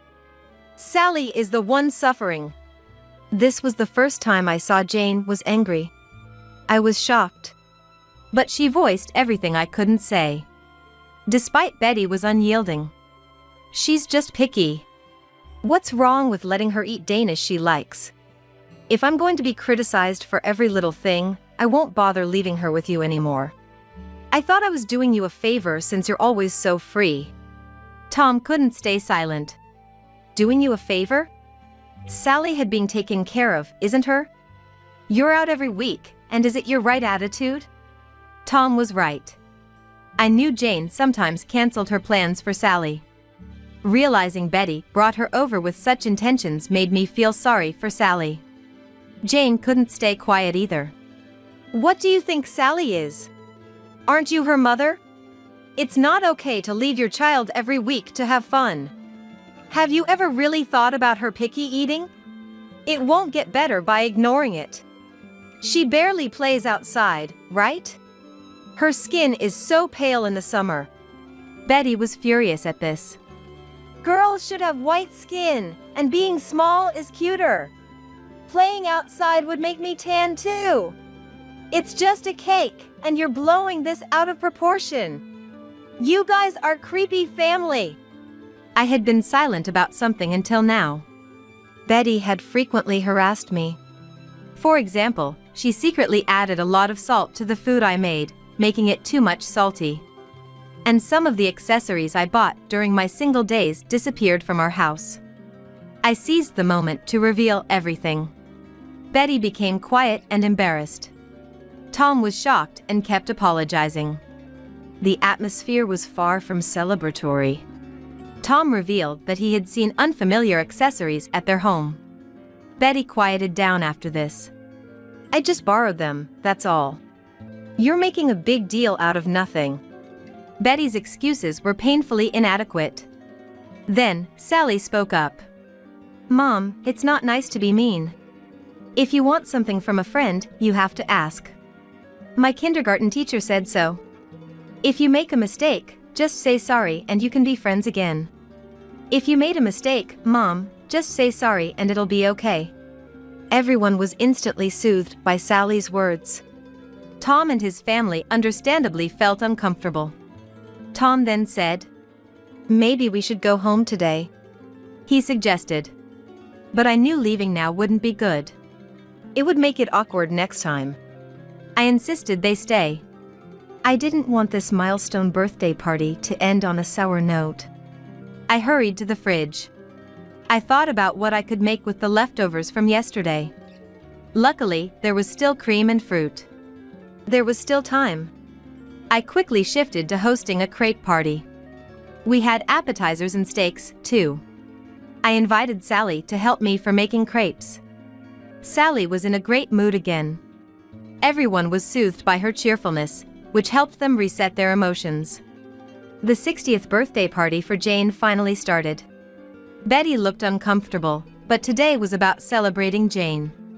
We all enjoyed steaks, gave presents, and ate crepes. Sally's cheerful demeanor was soothing to everyone. Children are angels, really. I later learned that Betty had been quite domineering at home too. Since that incident, she had become much more subdued. In a way, it was a good opportunity, I think. This incident shed light on aspects that were previously unseen. Betty had a habit of overspending, indulging in daily lunches with her friends. Tom confronted her and learned everything. As a result, Tom took over managing their finances, which put an end to her extravagant spending. With less to do at home, Tom encouraged her to start a part-time job. It seemed she's finally feeling the challenges of working outside. It had been a long time since she had worked outside. At her part-time job, a veteran employee told her, "Someone with such a long break is not useful. It's not worth the hourly wage if you can't learn quickly. Get up to speed and become competent." It appeared she was being trained quite rigorously. When she returns home unable to do much because of exhausted. Naturally, she's not making homemade organic meals anymore. Their reliance on prepared food from supermarkets were increased. However, there was a positive side to this change. Sally started eating a lot more. She was no longer interested in Danish, but in hamburgers, pizzas, and chicken tenders. It seems she had never enjoyed such kid-friendly meals before. Children generally don't favor organic or low-carb diets. Now, Sally says, "For my birthday, I want to eat store-bought hamburgers and fried chicken." Her appetite has improved. While junk food isn't great every day, but enjoying what you eat is important. Enjoying food is also a part of food education. Betty used to post about her organic dishes on social media. They were always stylishly presented, regardless of taste. But after this incident, she stopped doing that. It seems she was seeking validation through social media likes. It's the best for being stopped. She's lucky she didn't end up in divorced. Since that day, Betty has awkwardly stopped visiting. Now, Tom brings Sally over by himself. Sally seemed more relaxed and free, even enjoying snacks now. She appeared noticeably brighter and happier. And Jane is also happy to see the peace. As for us, we continue to live happily with Jane. And now, I'm expecting our first child. The whole family is overjoyed. We're all busy preparing baby items for the new addition. I hope we continue to live as a happy family.